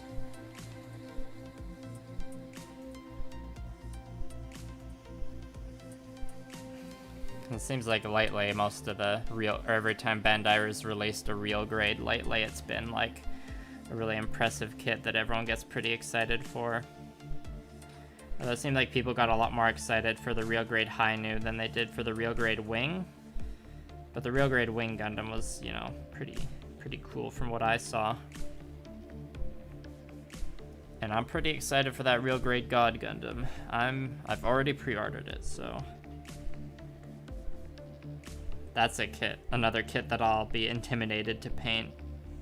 And with all the posing it can do, it'll probably be one of those ones I just leave unpainted for a while just so I can play around with the posing a lot. Not have to worry about chipping paint.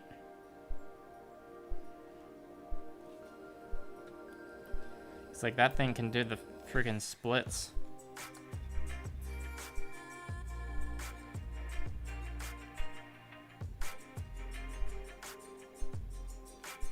Well, that line was a bit thicker than I needed it to be.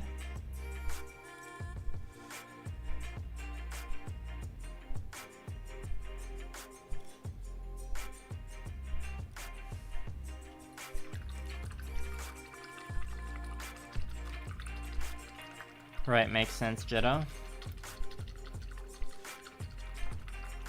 Yeah. Like, when it comes to campy 90s Gundam anime, like, I'd pick G Gundam over Gundam Wing.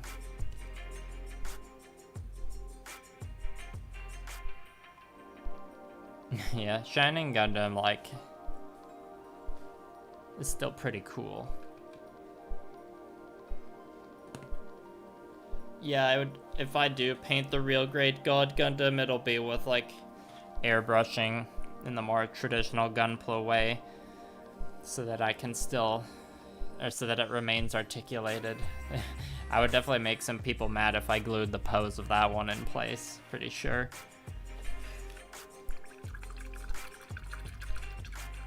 Yeah, it's better to use the, like, older, less articulate, flimsier kits for the, like, the Gamma Wolves type projects where I glue them in place. I don't feel as bad as I would if I, like, you know, glued something like the real grade Hainu in place where it just has all this intense engineering. Yeah, the Devil Gundam definitely would be as big as the Nightingale, the big lobster. I can't be the only one that thinks it looks like a lobster.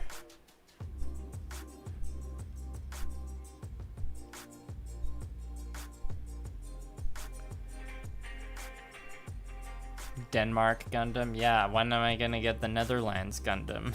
Or Tequila Gundam? That's one we'll have to wait on for a while.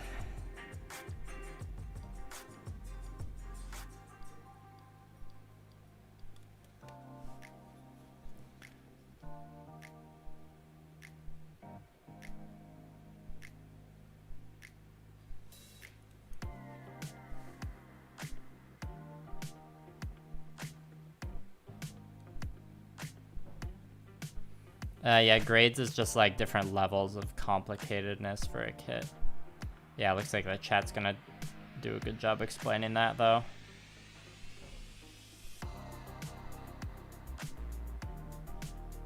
If you're starting off with Gunpla, it's good to start with a high grade or an SD. Or now they have ones called entry grades. But high grades are probably the most common ones you'll see. And to be honest, like, a lot of master grades aren't even that much more complicated than a high grade. They're just like more steps and will take longer to build. It's kind of like one of those things. It's like a rabbit hole you can go into, like, with any hobby. But, you know, like, the only ones you really have to be concerned about when you're getting started is, like, yeah, just start with a high grade or an entry grade. If you're interested in the hobby enough, you know, you can do more digging and internet research, watch YouTube videos about it, etc. Lots of handy guides out there. I definitely referred to a lot of different guides when I was getting started.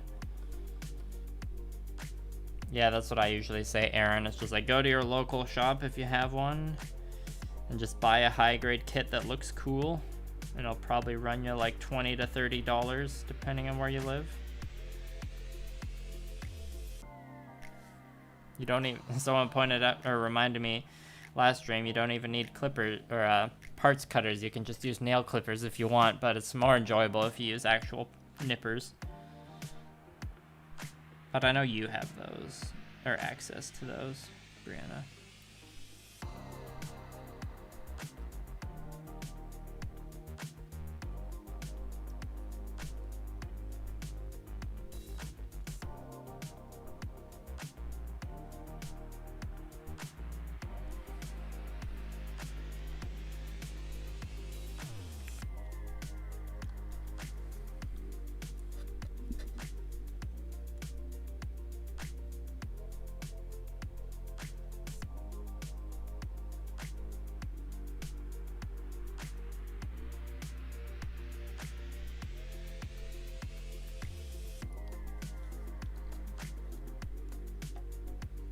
Yeah, gunpla is just as bad as Warhammer when it comes to like esoteric terms and just rabbit holes you can go down into. And like, although gunpla has like far more acronyms than Warhammer, I find. You know, like RX-78 or MS-08.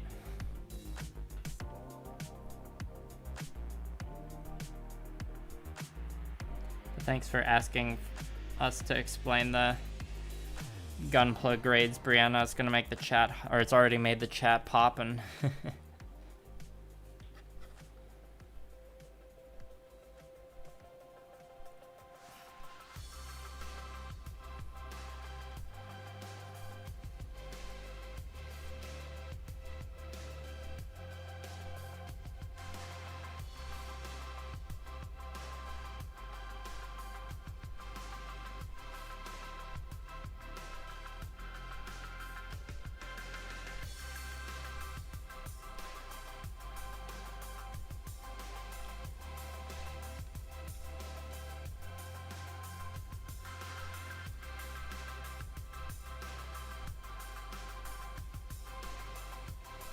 I hope I'm not messing up the focus on the camera too much. Alright, let's catch up. Yeah, Charles, most of the kits I have are high grade. I feel like master grade's the most fun though.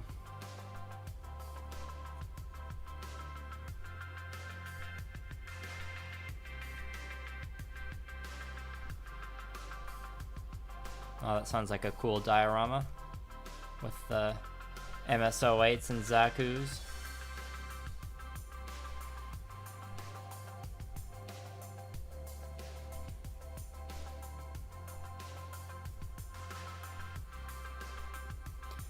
Yeah, Bahamut, I always gotta do that internet sleuthing to find the local small businesses to support if you can.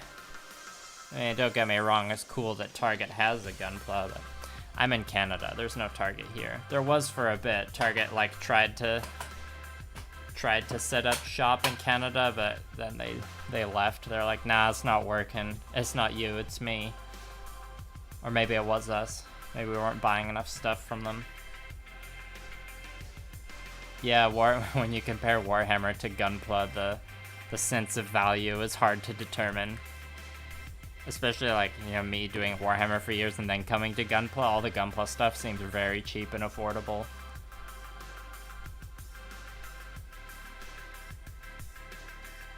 Thanks, Brianna. Yeah, let's just have a look at the, I'll explain to Realm of Void. Thanks for coming, by the way, Realm of Void. Yeah, Bahamut, Warhammer, it's like a similar hobby to gunpla, but also very different. Yeah, now that the slag is finished, the edge hides are looking nice and crispy. Alright, have a good, nice, long weekend, Aaron. Thanks for coming. And yeah, Realm of Void, this is Kitbash. It's mostly the 1/100 full mechanics Gundam Vidar kit. So it's like Master Grade 1/100 scale, but it's not as complicated as Master Grade, so it's a little cheaper and flimsier. And I kit bashed it with parts from Master Grade Barbatos, like the shoulders here.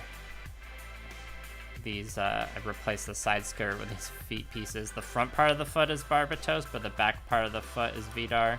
And the backpack is Barbatos. And, yeah, the Master Grade Barbatos I had is using the backpack of the original backpack that came with this one.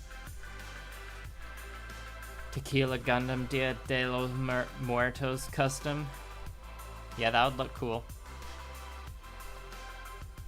Yeah, a Headless Horseman one would also look cool. Those are two very flavorful builds there. Gotta give the brush a bit more of a...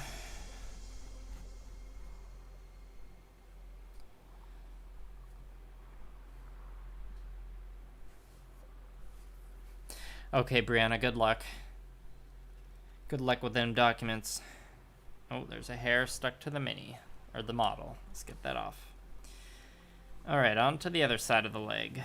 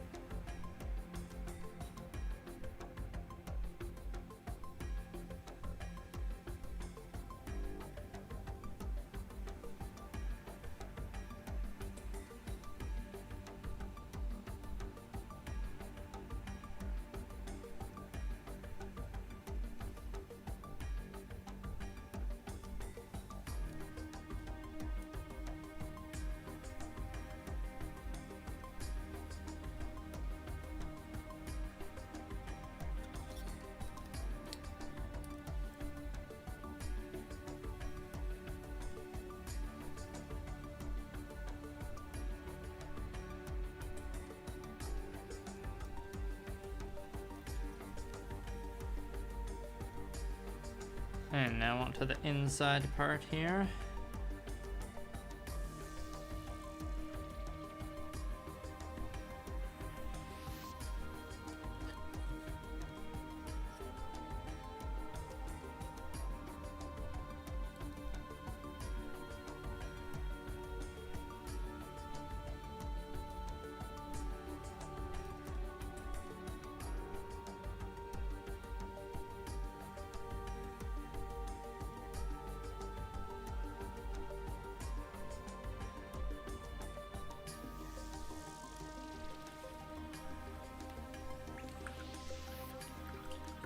Thank you, Realm of Void. I'm pretty happy with how this kit bash is turning out so far. Yeah, you're thinking of Gamma Wolves. I'm painting this in like the same style that I paint the other kits for Gamma Wolves, but I wanted this to be more of a display piece because I wanted to try out something different for the base, so I'm not doing it specifically for Gamma Wolves. But it's painted in basically the same manner that I did all my other Gamma Wolves models. So I feel like I might be talking too loud and clipping the audio on the mic. Sorry about that if that's the case.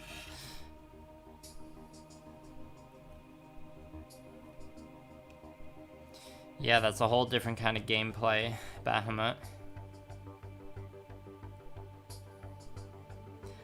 I tend to lean towards, even when I'm playing video games, I have a better time playing turn-based ones where I have time to think. But I do like playing some action games like Vermintide 2. Love to get into the zone playing that game. And like Total War Warhammer, that one is like a mix of real-time gameplay and turn-based. So I guess you get like the best of two worlds. I guess Valkyria Chronicles is kind of like that too. I really like that game. It's got some parts that are turn-based and some parts that are real-time. So maybe I just like hybrid games that way.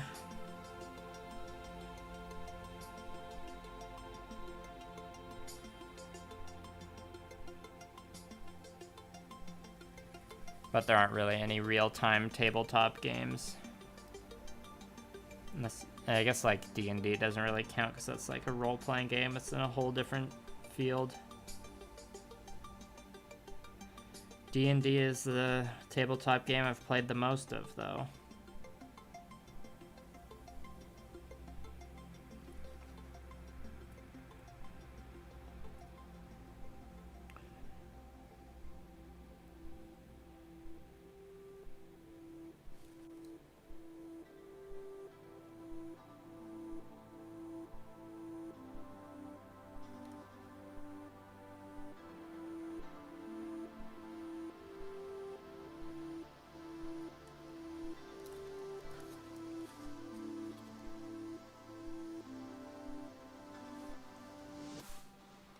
It was a tricky part to get to.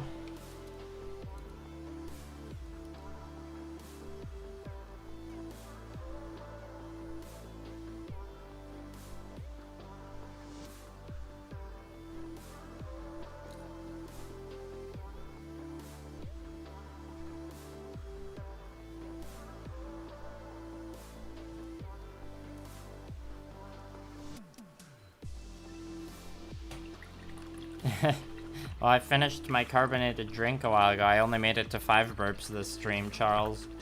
I can't break the record. It wasn't like... maybe if I need to break the record, I need like a tall can. I could definitely break the record if I drank like an entire can of Monster Energy, but then I would... my hands would be way too shaky to paint. Maybe I'll have to do that in like a building stream. Where I'm building like a big intense master grade in one sitting. And then chug a Monster Energy to get through. Okay, thanks for letting me know, Bahamut. That's good to hear.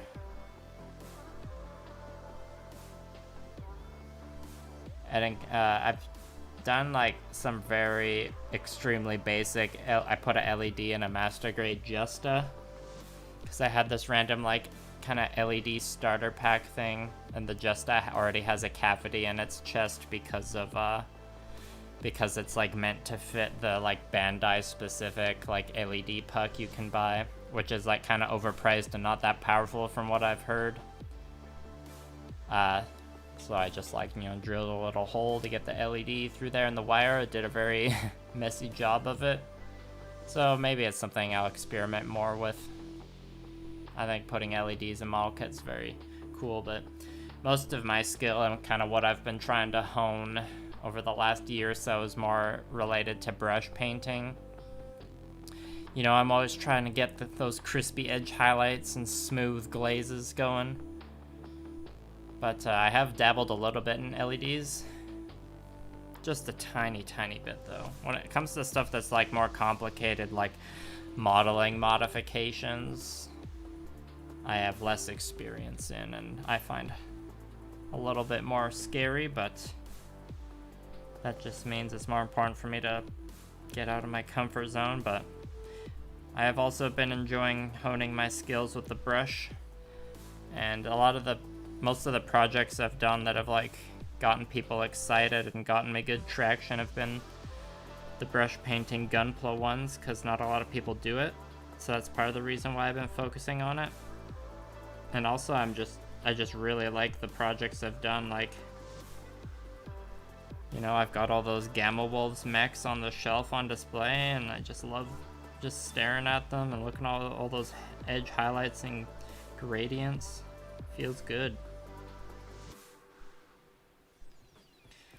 You know, no one can, or not many people can do it all, so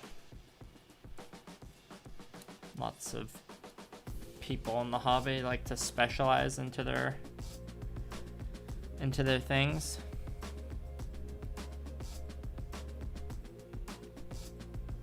But you know, who doesn't want a cool mech model that also has light up eyes? That's pretty sweet.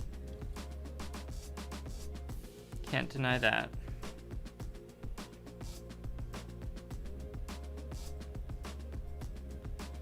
And yeah, and speaking of hydrating, I might hydrate soon, but I don't want to hydrate too much because then I'll have to go to the washroom.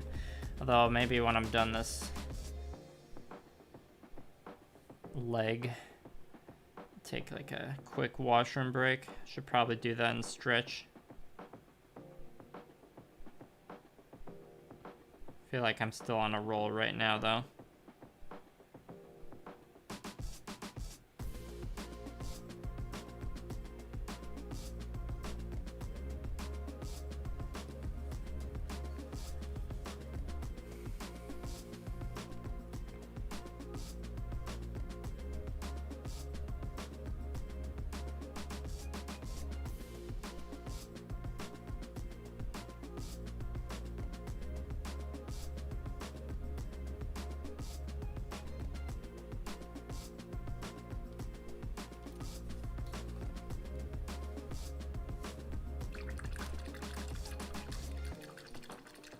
Yeah, Bahamut, I'm also scared of LEDs.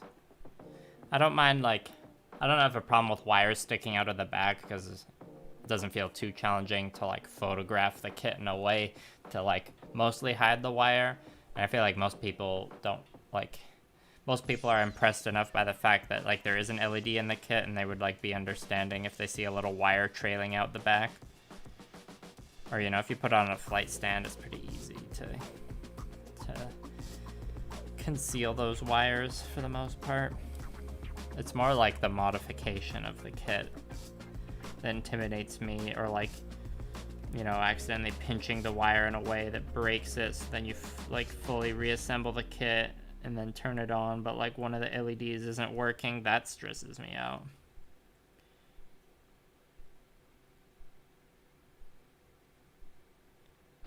Just need to binge a bunch of Otaku Builder videos, I guess. He's the LED master, as far as I know.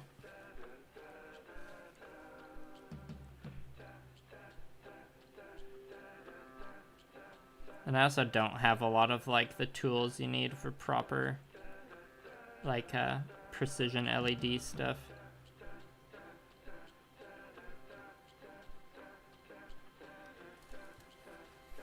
Like, I had to do a bit of modification to the LEDs, or the LED that I put in my Jesta, and I had to go to my dad's house and get his help, because he had, like, the soldering stuff and all that. The main problem with the LEDs I was using was that they're a bit too big, because I kind of just bought this random starter pack that my local hobby store sold, and it's wasn't, like, the ideal size for gunpla stuff,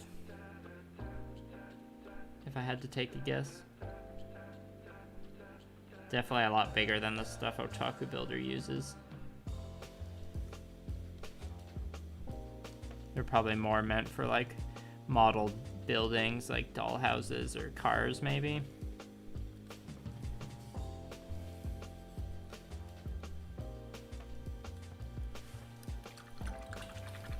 I also had to ask my friend Michael for help and consultation on that, because he's done some cool, he's like installed LEDs into some War Machine and Hordes models, which is pretty impressive.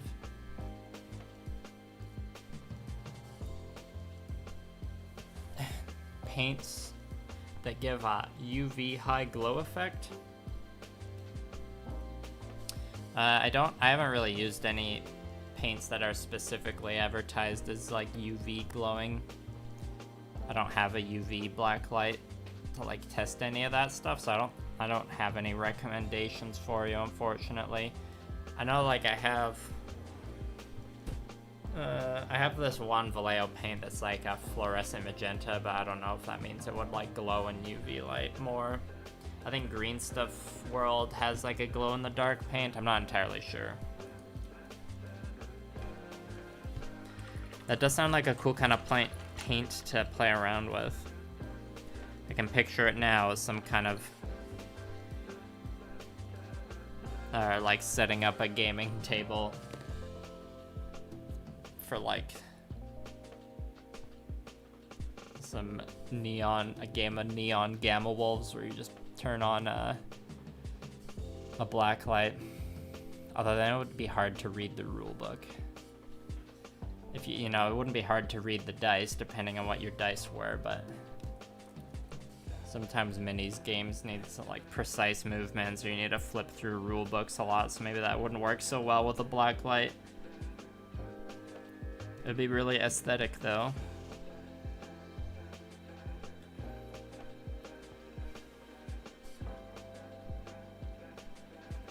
Yeah, too bad I don't have a UV light to test my shifter paints.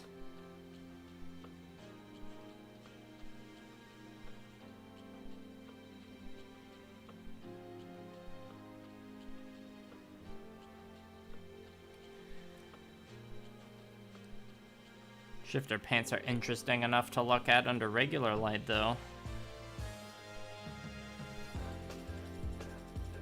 I'm glad the shifter paint video did pretty well in terms of views. Seemed like everyone enjoyed that one pretty well.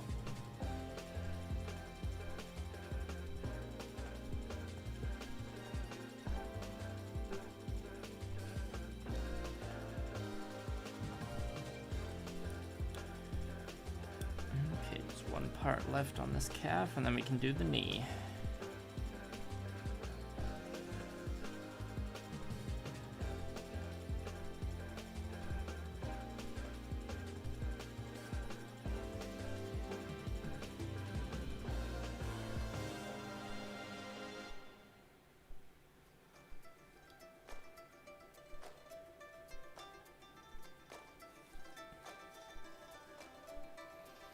Alright.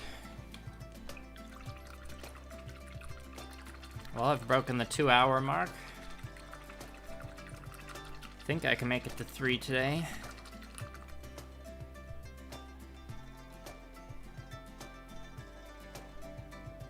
Okay, I'm gonna finish painting the knee on this, and then I think I'll need to take like a 3 to 5 minute washroom break.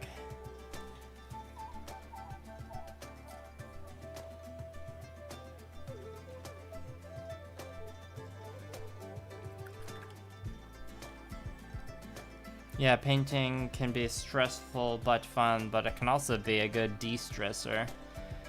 Like this stage of painting, it's just kind of like figuring out the edge highlights. It's not the final edge highlights, so I don't find it too stressful. I find it pretty meditative. So I was looking forward to doing this stream because it's just, you know, chill edge highlighting stream for me.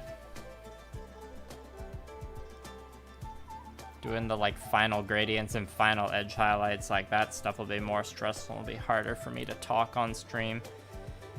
That's a while away though. No idea when that stream's gonna be.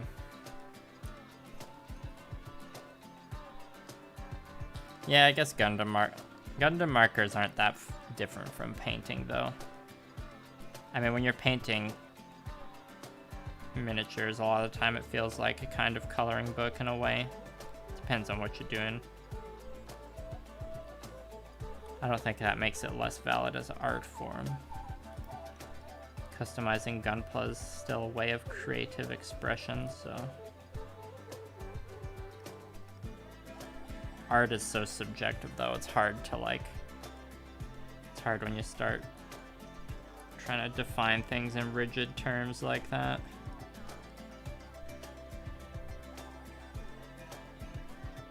Definitely a creative outlet for me though.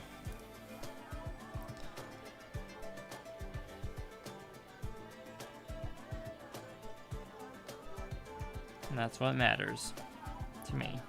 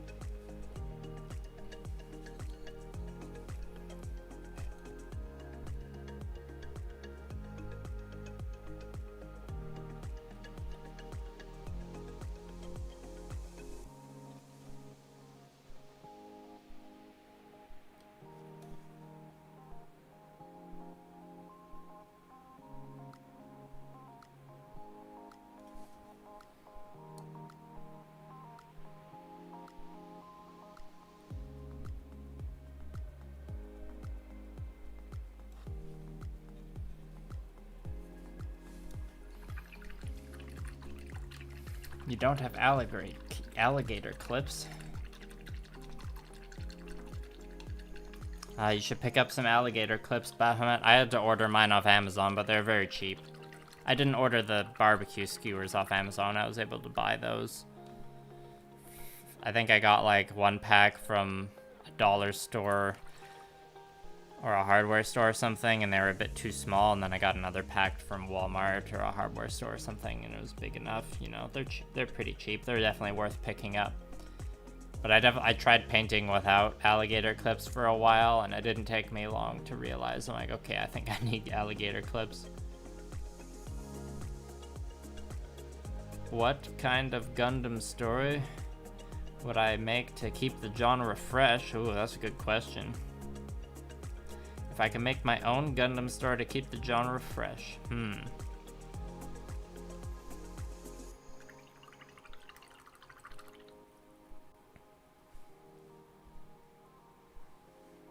I mean, in terms of keeping the genre fresh, maybe I would do something that's more along the lines of, like, it's not in a wartime era like most Gundam shows, it's in, like, a peacetime era, and maybe the, like, mech action that happens is more like covert Black Ops stuff. You know, as Black Ops as something in a mech suit can be. I have a team of morally gray characters that maybe they're going up against the authorities, you know, mercenaries with the heart of gold or something. I don't think that part's that original, but you gotta start somewhere. You can't really be completely original these days. Everything's inspired by something. Yeah, I'm sure some hobby stores would have alligator clips. It seems like a thing that's pretty useful for a lot of different hobbyists. I remember like going to a Walmart a couple times thinking they'd have alligator clips and then being surprised they didn't. Or like, I think I went to a hardware store once looking for alligator clips and they had them, but they were like, you know, in a very small pack, kind of like more meant for electricians.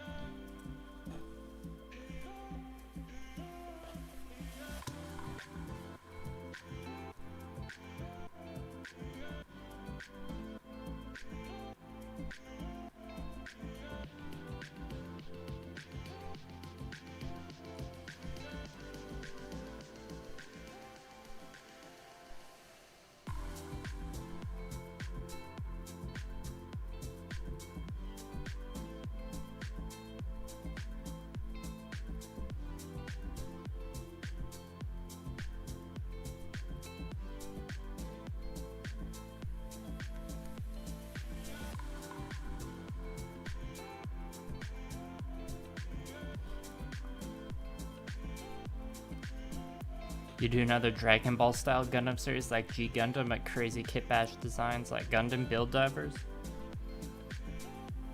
Sounds fun.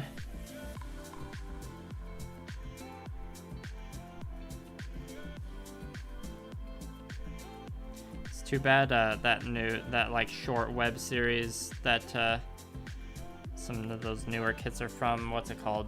Build Diver, or no, Battle Breaker, or whatever it's called, the one with Barbatoros. I feel like that might have been a bit better if it had more G Gundam vibes.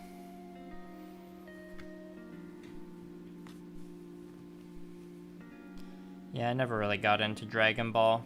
I think that was just because I didn't, when I was like the young age, the ideal age for Dragon Ball, I wasn't watching much TV and I didn't have the access to the channels that would play it.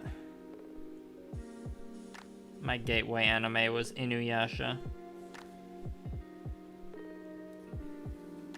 which will always have a soft spot in my heart. I never watched the entire show, but I own the first 4 westernized Inuyasha movies. Okay, I think I just need to grab a bit more at the top here.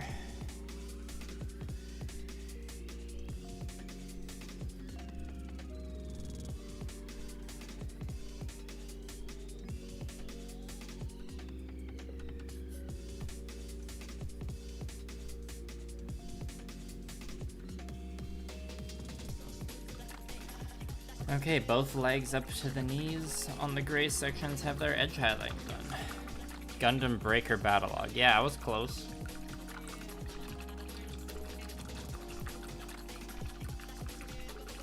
Alright, I'm gonna take just a quick bathroom break and stretch.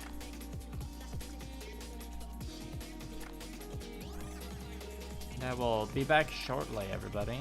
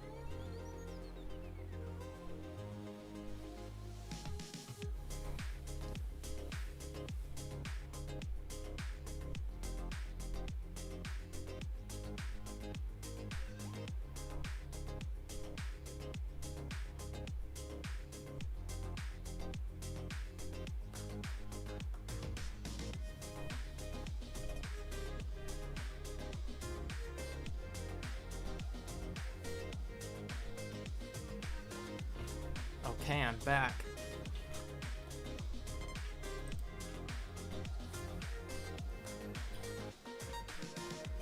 Hopefully I didn't lose too many of you. So now the question is, I kind of want to like edge highlight the shoulders / arms for a change of pace, but it also makes sense to just keep working up it to the waist. But I think I'm gonna do the shoulder just for a bit of a change of pace. I'm gonna keep edge highlighting the gray until I run out of paint on the palette, and then I think I'll switch to a different color. Yeah, I mean, the chat's dead, but I'm still painting, so I'm gonna keep streaming no matter what.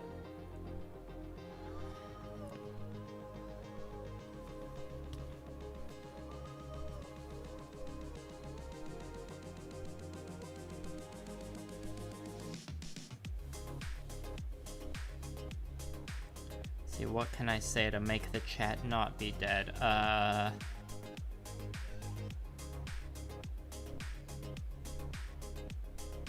I think Unicorn Gundam is overrated. The show and the mobile suit. I don't know if that's even a hot take. Changing pace? What do you mean? Oh, changing pace you mean as in painting the shoulders. Okay, well, glad you agree then. I think I need to just give this a quick dust off. I've got an air purifier in the room now, but that doesn't stop the dust from doing its thing. In the words of Escharum, set fire to your heart, Spartan.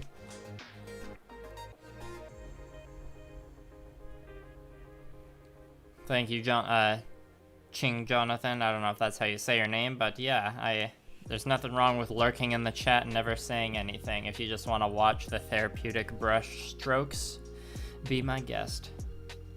Gundam X. It's kind of unrated. I haven't seen that one, so. Is that the one Crossbone Gundam's from, or is that something else? Alright, Crossbone Gundam's from a manga, I think?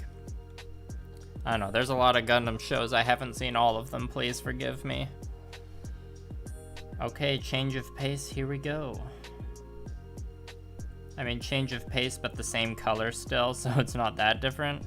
But when this color on the palette runs out, we'll see what time it is. Maybe I'll paint a different color and it can get a little exciting just from the change of colors.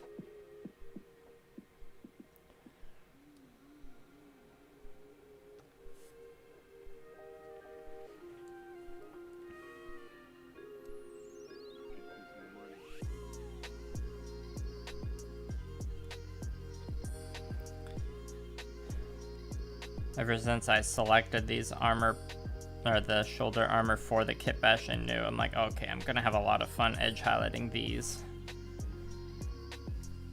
I just knew, and I was right. I am having fun.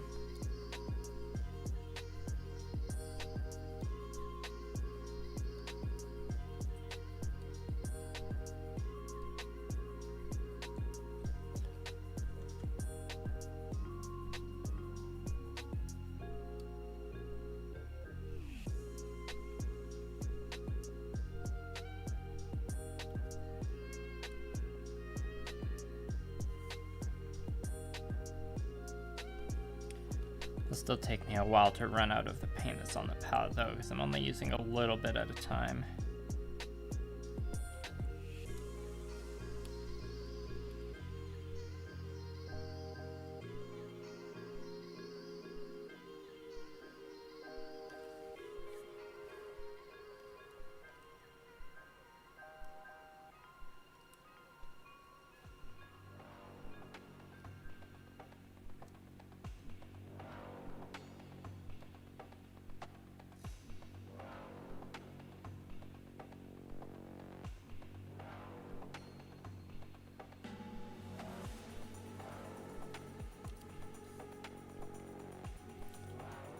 That line's a little uneven, but it's fine.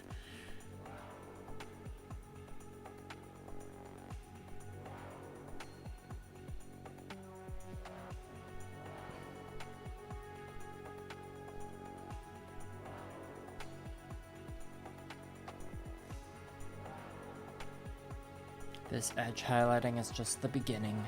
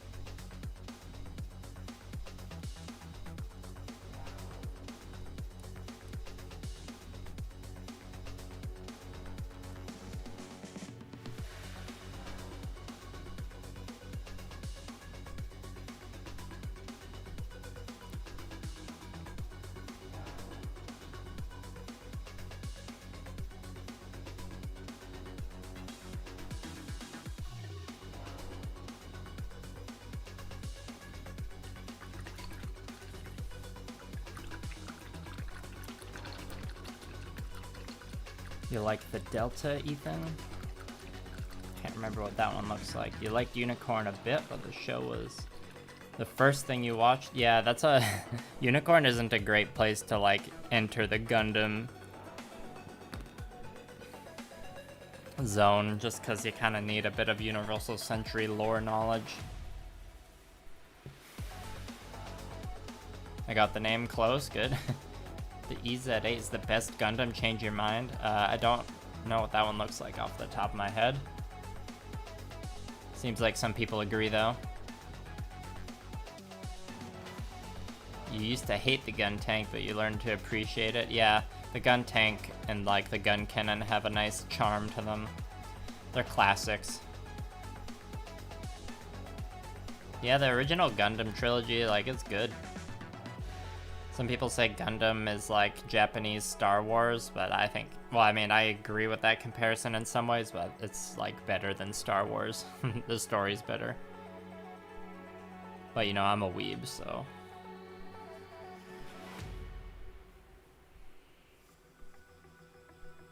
Yeah, there's lots of romance in Gundam series. They're very like melodramatic space operas a lot of the time.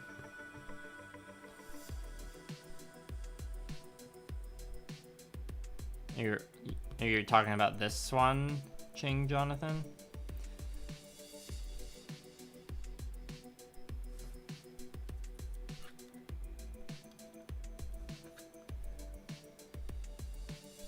This Vidar Kitbash mostly just started off as like, well, I used the Vidar's backpack with Barbatos, so let's see what pieces I can scrounge together to salvage this build, and I thought it was gonna turn out a lot jankier than it did. Guess that just shows how good the Vidar's design is.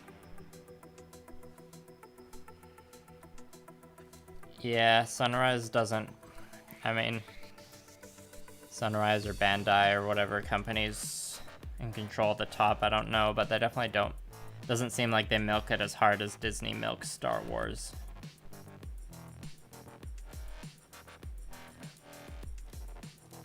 My relationship to Star Wars has just been, it's been tainted ever since I saw Rise of Skywalker. Yeah, that's right, I'm one of those people.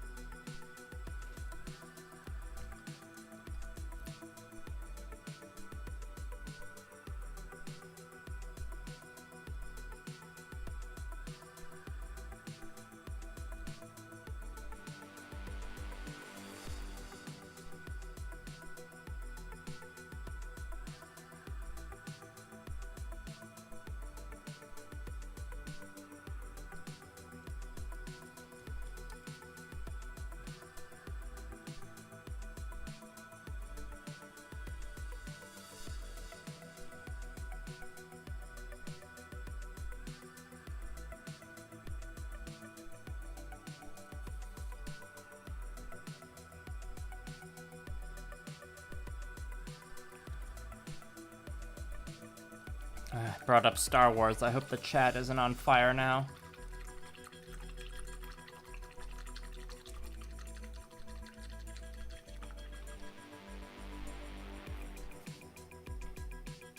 Yeah, Charles, it feels like Gundam Wing, maybe there is some kind of similar message in there somewhere, but Gundam Wing's plot is like so all over the place, and it's just such a hot mess. It's hard to know even what's going on in Gundam Wing. Yeah, I know what you mean, Bahamut. Disney is just so,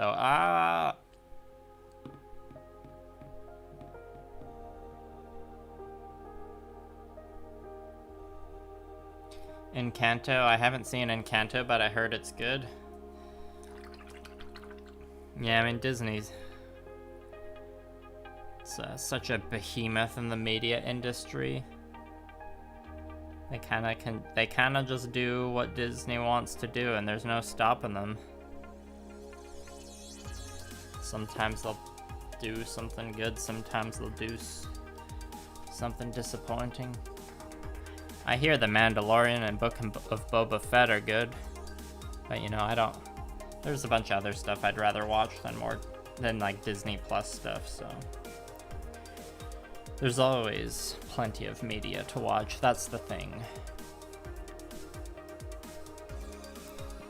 I'll probably say this every stream, but I highly recommend Arcane if you haven't watched that. Arcane was amazing.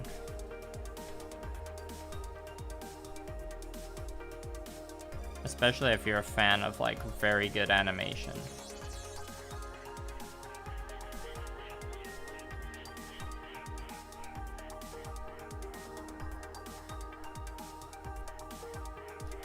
Can't remember the name of the French animation studio that worked on Arcane, but they did a great job.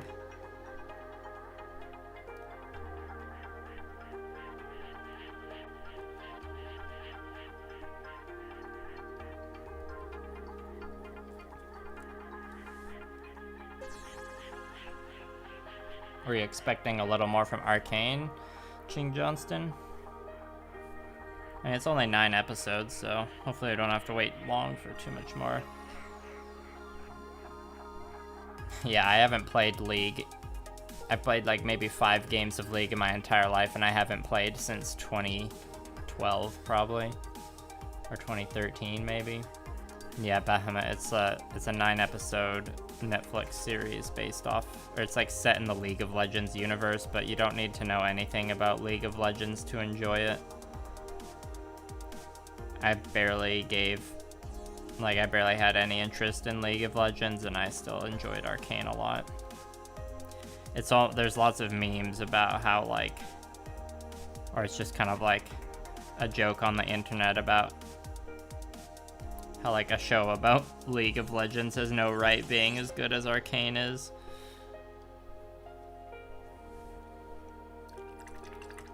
Okay. Good to know, Ching Jonathan. Yeah, and like because of Arcane, like it's really brought to everyone's attention that like the lore of League of Legends is actually like pretty good.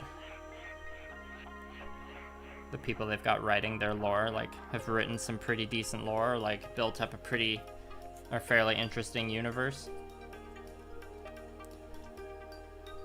So with the success of Arcane, hopefully that just means that this is only the beginning.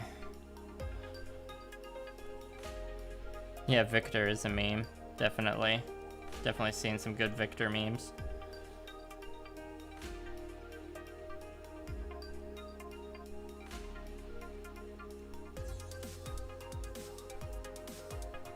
That was the best part about the final season of Game of Thrones, was the memes. The final season was so bad, but that just meant the memes were straight fire. That's also why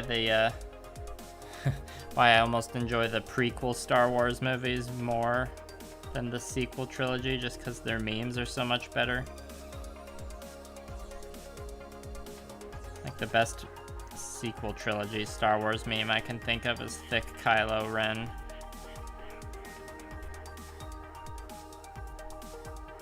But that's it, really.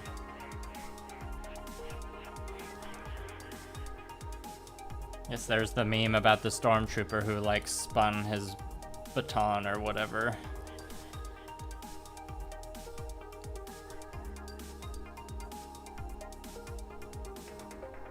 I finished season 2 of The Witcher recently as well. That was good. I think I enjoyed season 1 slightly more, but I still had a lot of fun watching season 2. Speaking of thick, always need more thick Geralt in my life.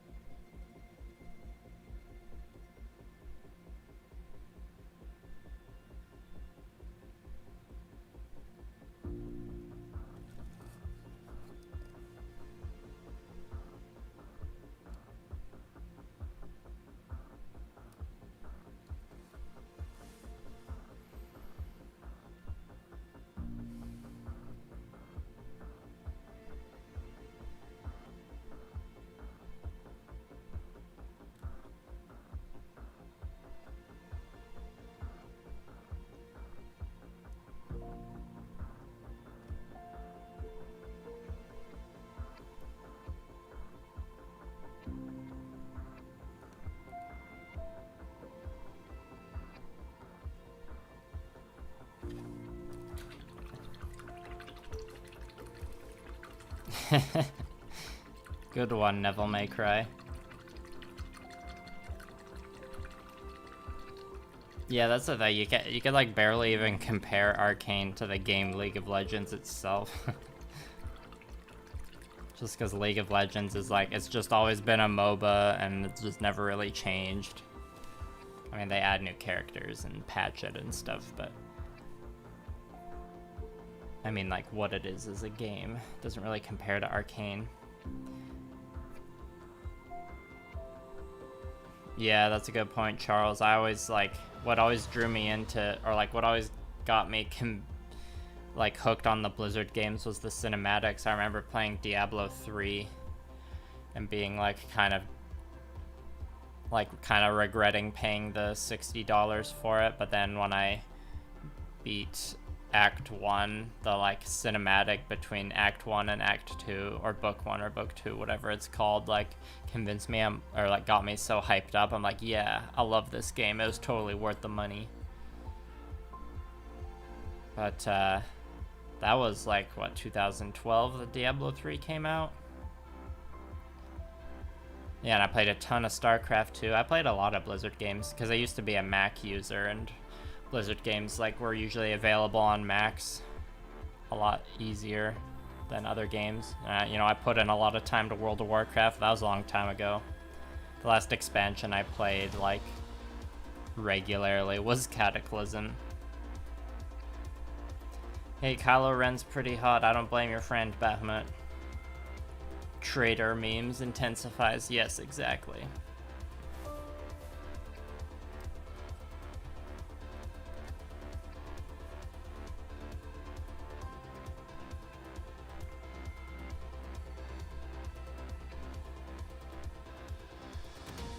Like, Kylo Ren's hot, but say Poe Dameron's hotter.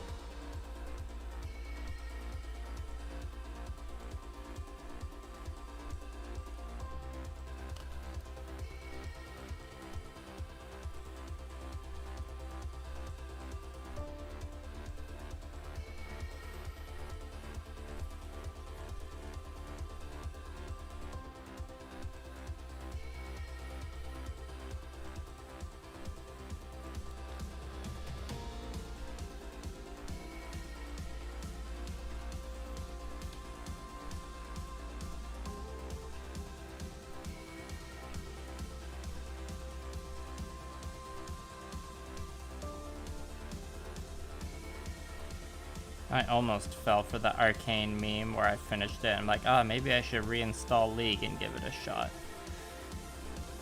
But then it didn't take me long to realize, like, nope, that's a bad idea. I played, the last MOBA I played was Heroes of the Storm. I played a decent amount of that, but then, you know, Blizzard killed it. So, yeah, good job, Blizzard. And things only went downhill from them there. Because I guess they axed Heroes of the Storm in what, like 2017 or 2018? I can't quite remember. I mean, they did, like, I think the game's technically still around, but they basically, like, you know, made announcements. They got a bunch of people to stop focusing on it, and then the writing was on the wall from there.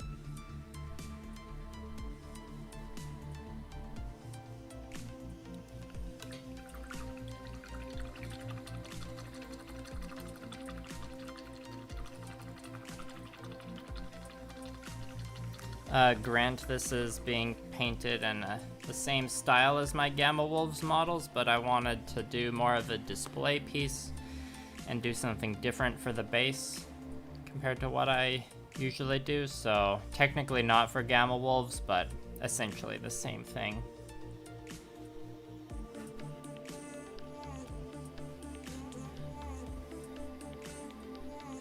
And Ching Jonathan, what drew me in originally to the hobby, I guess it was a combination of my like grandpa and one of my uncles being into scale model airplanes, and then separately one of my friends introduced me to the Lord of the Rings strategy battle game made by Games Workshop.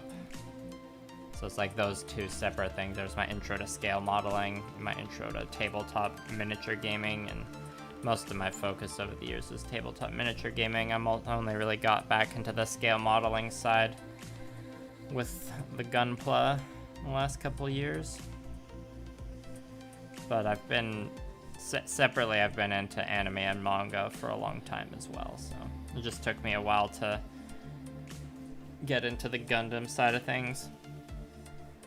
But you know, I had watched iconic mecha shows like Gurren Lagann and Evangelion before I got into Gundam. Jeez, I've probably seen Evangelion. I've seen the original series like 3 or 4 times. And seen the rebuild movies 3 or 4 times.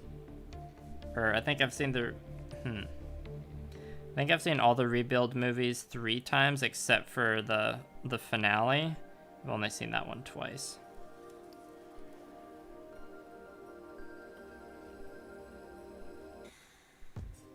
So I guess what got me into the hobby was a combination of friends, family, and media. Media properties, maybe you would say.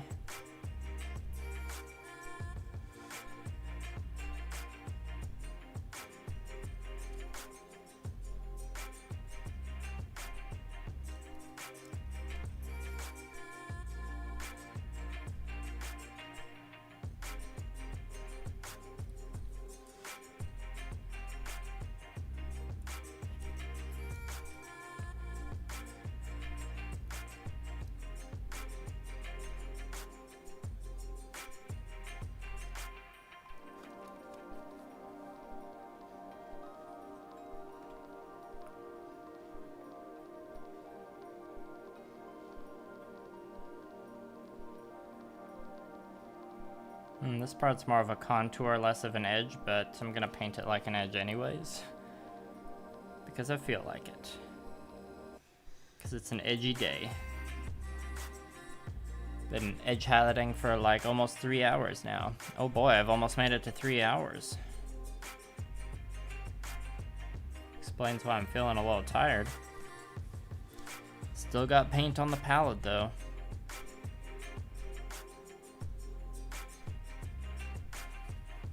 I must press on.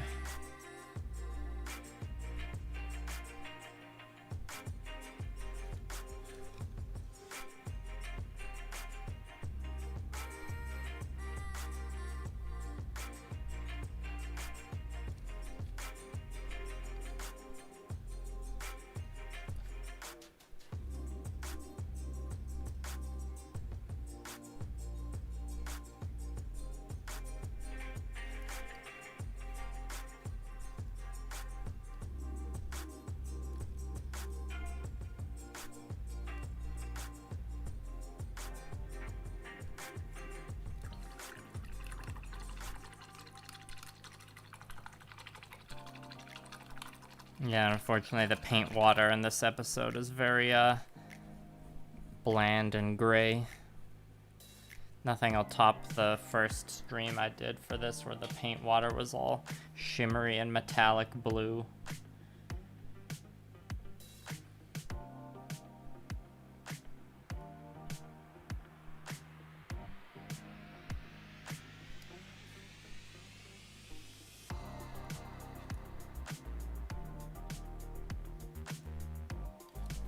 this paint water just makes me want a refreshing bottle of Pocari Sweat from a Japanese convenience store. Has anyone else ever had a Pocari Sweat?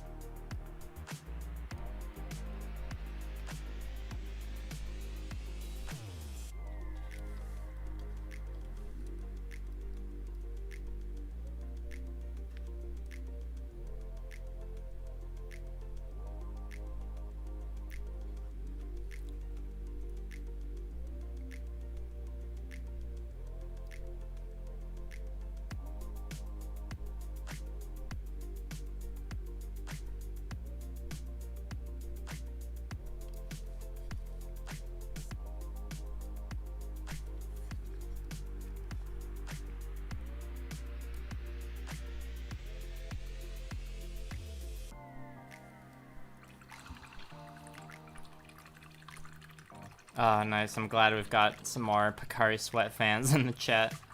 It's so refreshing. It's like a better Gatorade. Every time I travel in Japan, my go-to, if I just need a quick pick-me-up from the convenience store, my go-to is a box of tomato pretz and a Pocari Sweat. Especially if it's hot weather and it's a day where you've been walking and sweating a lot. It just really hits the spot.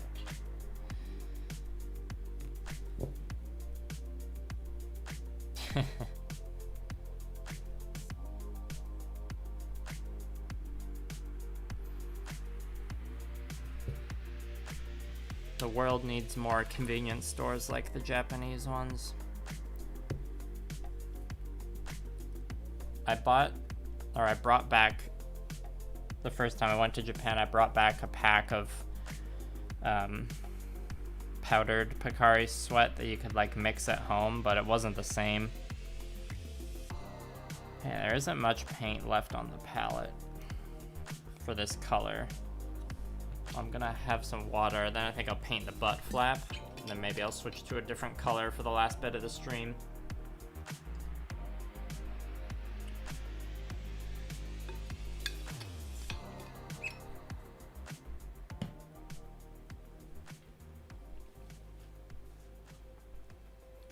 Are you saying the military service was conscripted, or was drinking Pocari Sweat conscripted? I think I know what the answer is, I'm just being cheeky. Alright, let's paint his butt flap.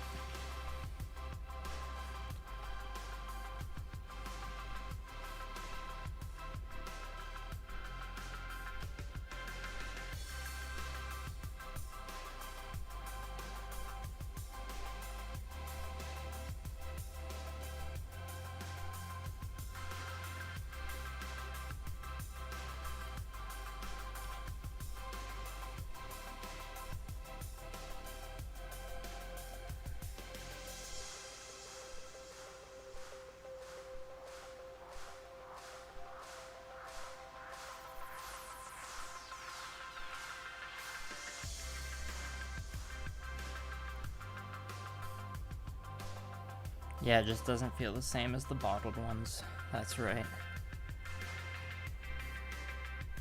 Oh, I can picture it.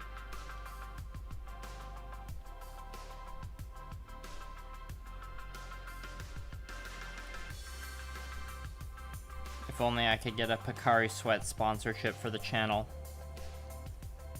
Do you ever do so much sanding you just work up a sweat? Try a nice, refreshing Pocari Sweat. Use my link, or use my code to get 10% off.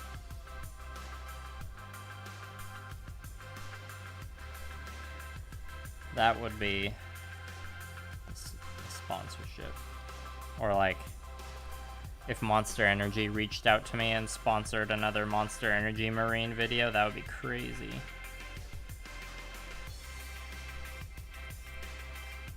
That would be just a top tier meme.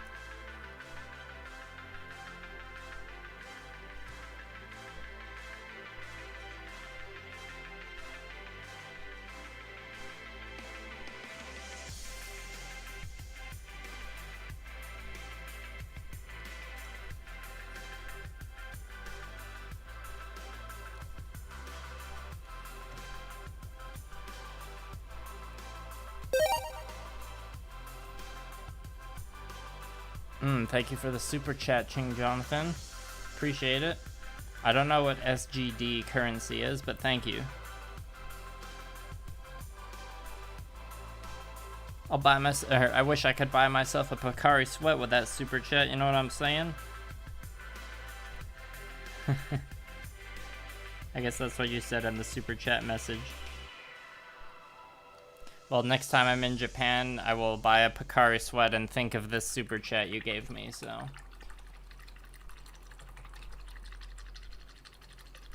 Monster Rehab.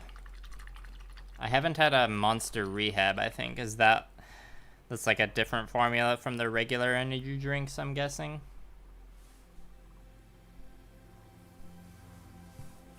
Is it a non-carbonated?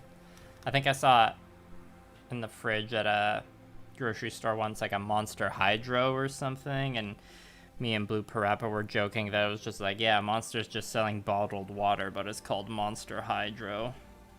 But I don't think that was the case.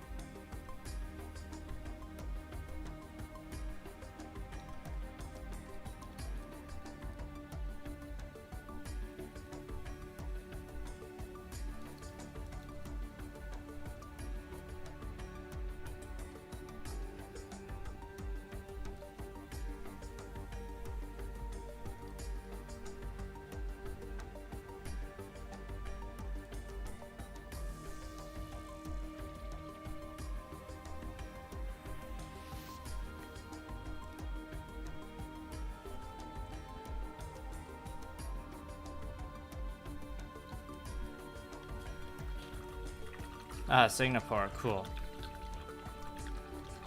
Good to know. Non-carbonated tea or juice variant. Ah, I was right. Yeah, you should probably go to bed, Ching Jonathan. Thanks for coming, and thanks again for the super chat. Glad I was able to hear the little sound effect I programmed for that. And I hope to see you in the next stream, whenever that is. Like the YouTube community post I made, I said I gotta work on some other stuff before I get back to the next stream, but I hope it won't be too long. You know, I'm sure when I'm working on my big video projects, eventually I'll want to take a break and do another stream. And you know, clearly there's still a ton more work that needs to be done on this Vidar, so there will definitely be more streams. You know me, I don't like to commit to a streaming schedule. You can't just tie me down like that.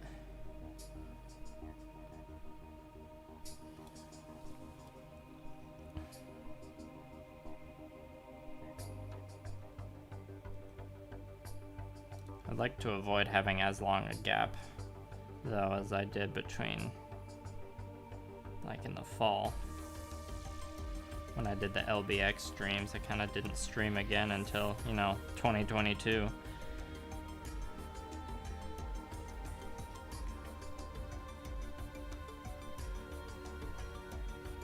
And that wasn't because I hated streaming, it was just because I needed to spend time on other things.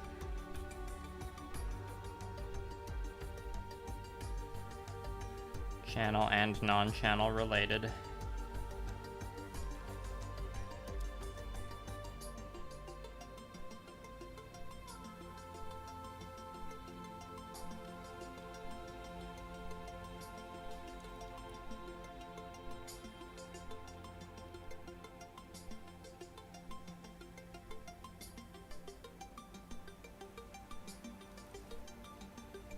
Butt flaps almost done.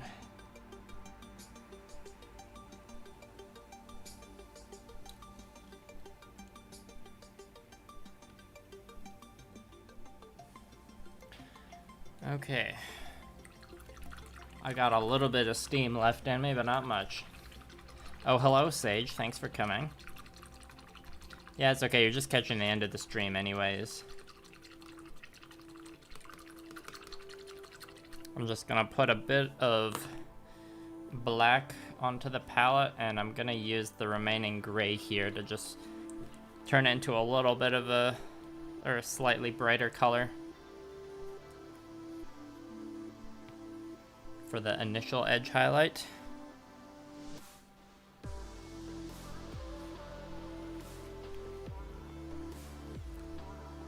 Hope you're having a good Friday, Sage. If it's Friday where you live.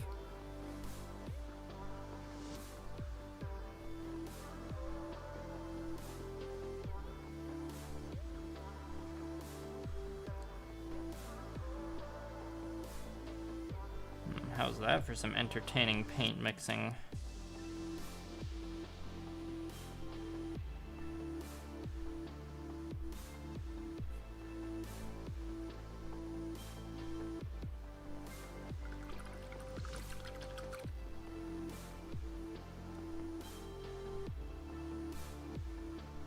Look at me just being economical and recycling my paints.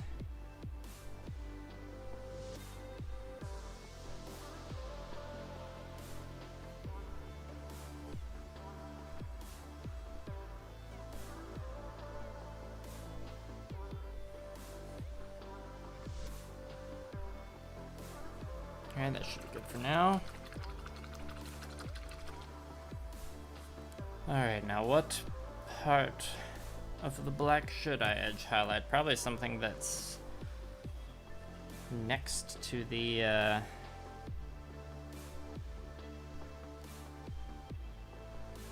blue I worked on earlier. I guess I'll just go back to the feet. Back to where we started.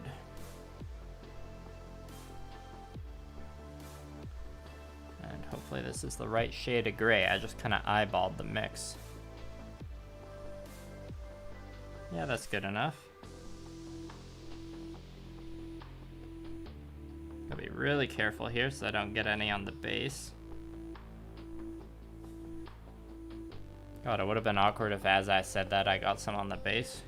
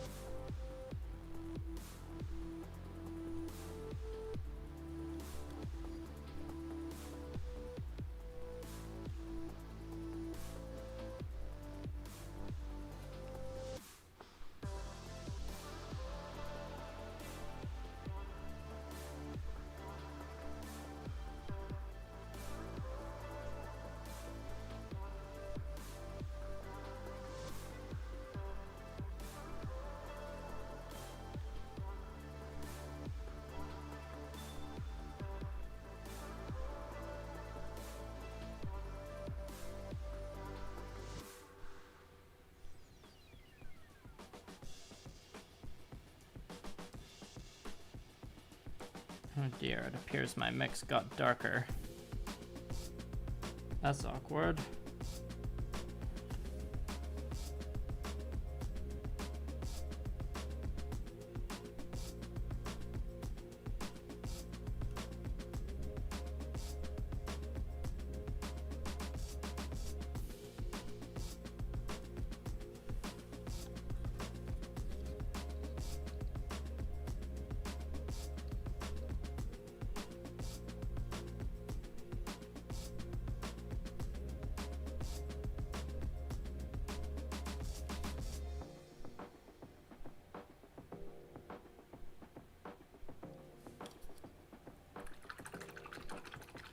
The best thing every day for you is watching my videos and my live streams. Wow. You're too kind. Thank you.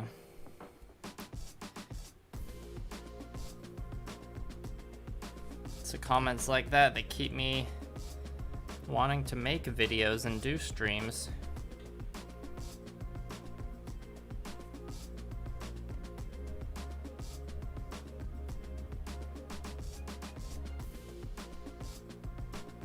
Yeah, if I ever get to meet the creator of Gamma Wolves, Ash Barker, in person, I'll be like, I've met so many people that I got into Gamma Wolves.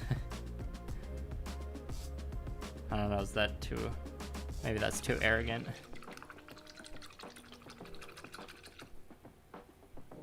If only the pandemic would let me play more Gamma Wolves in person. We'll get there eventually. At least it gives me more time to finish this, the protagonist's crew.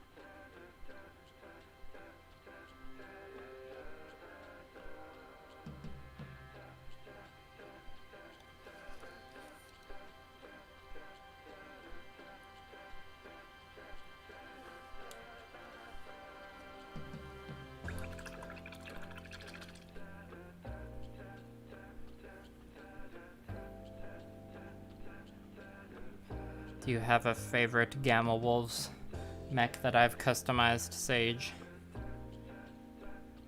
Which one appeals to you the most?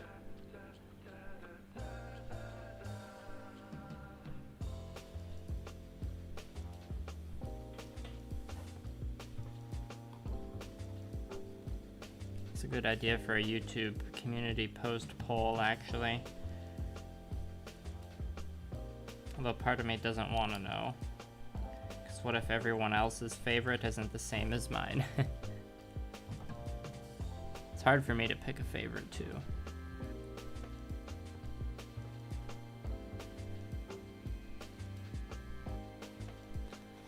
Not that I think any of them are the best or perfect. There's always room for improvement.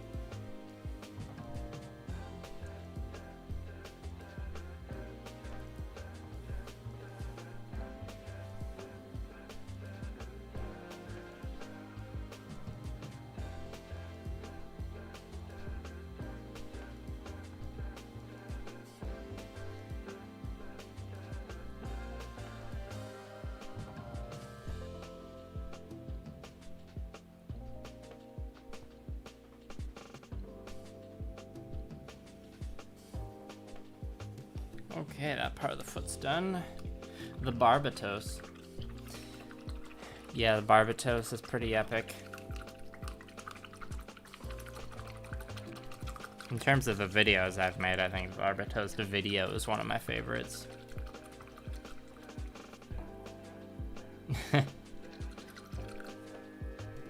Well, I don't know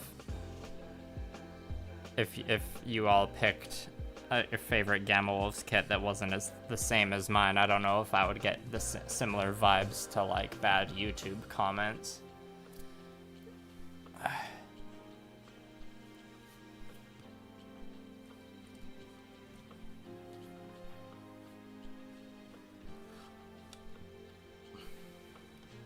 Well, let's do this.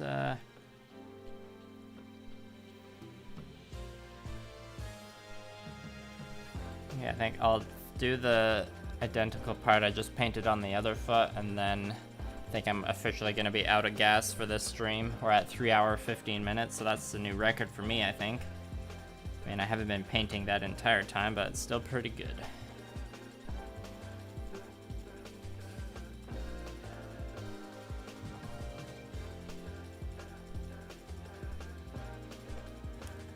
Don't want to strain my body too much.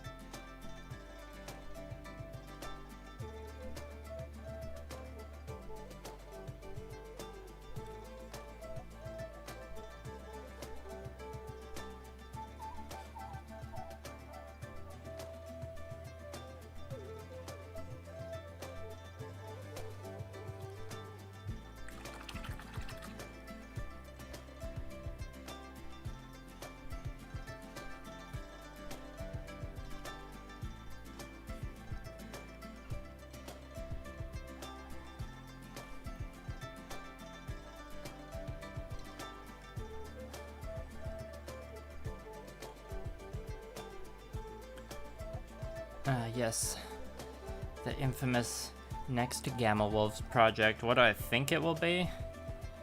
Well, it'll definitely be a member of the protagonist's crew, and it'll probably be on a medium-sized base. So think the same size base that like the pansexual Wing Zero or the Goof has. And I think that's all I can really commit to saying right now.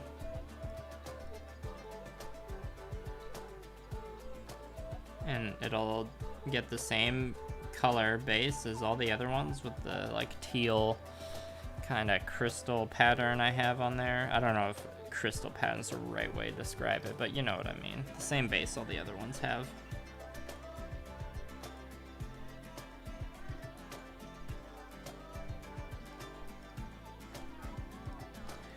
I'd like to do something that's a little different and that like stands out from the other ones.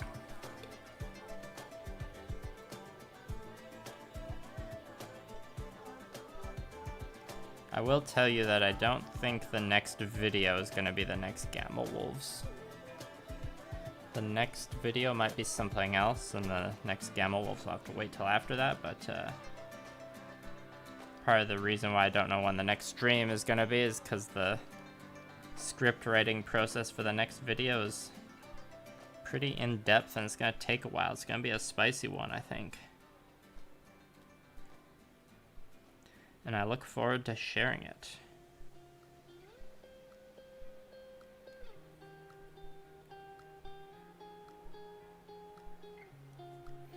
Thanks, Nathaniel.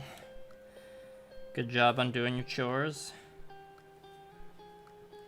I'm almost out of steam, so you're gonna catch just the last bit of edge highlighting.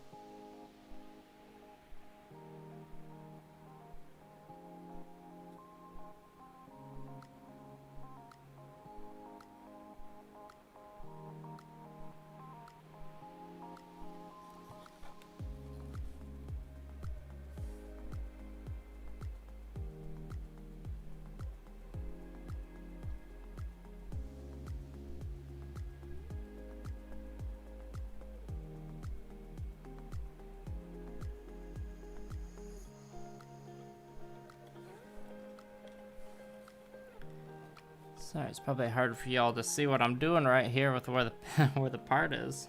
I think you can kind of see it there, sorta.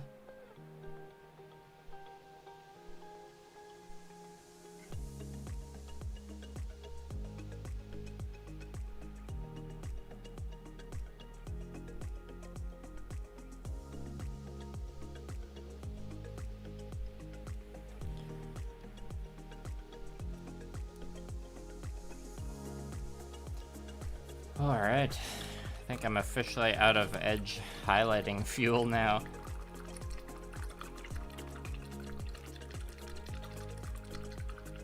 This model's a full mechanics 1/100 scale one actually, so I guess like in terms of complexity it's like a high grade, but it's 1/100 scale. But some of the Kitbash pieces I'm using are from a master grade.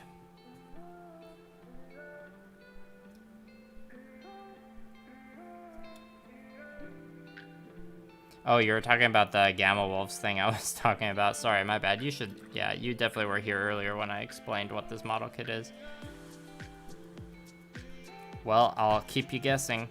I'll tell you that I haven't, like, there's still like a couple model kits I'm deciding on.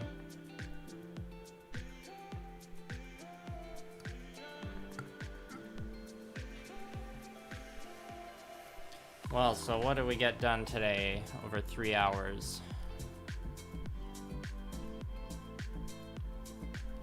Did like both of the legs, this shoulder, the butt flap, and then a little bit of the black.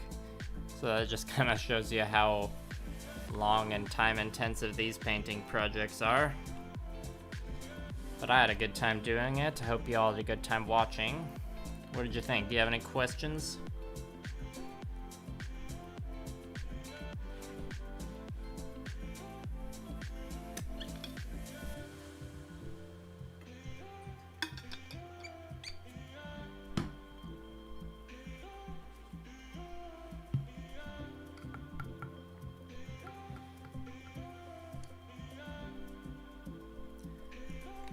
If anyone's wondering what I'm doing right now, I'm just using my,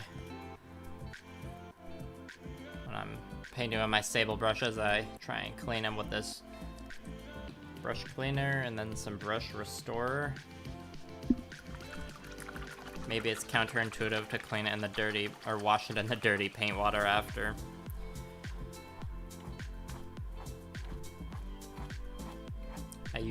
I don't do like a really thorough deep clean until like it's the very end, you know?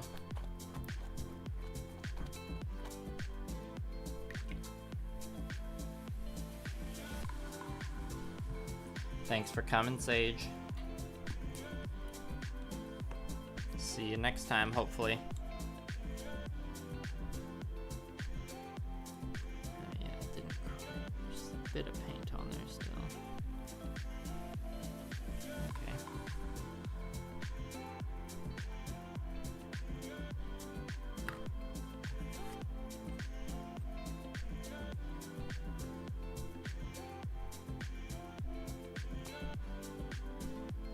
Alright, well I think this seems like a good spot to end the stream then. Thanks again for coming, everybody. Hope you enjoyed watching me edge highlight. I had a nice chill time. And like I said in my YouTube community post, might have to wait a bit longer for the next stream because I gotta work on some bigger video projects. But there's clearly still a massive amount of edge highlighting and glazing that still needs to be done to the Vidar, so there will be more streams. Yeah, thanks for coming, Charles. See you next time. Ah, Blue Parappa. Okay, that's the perfect message to end the stream on, just as I get scared by the ghost.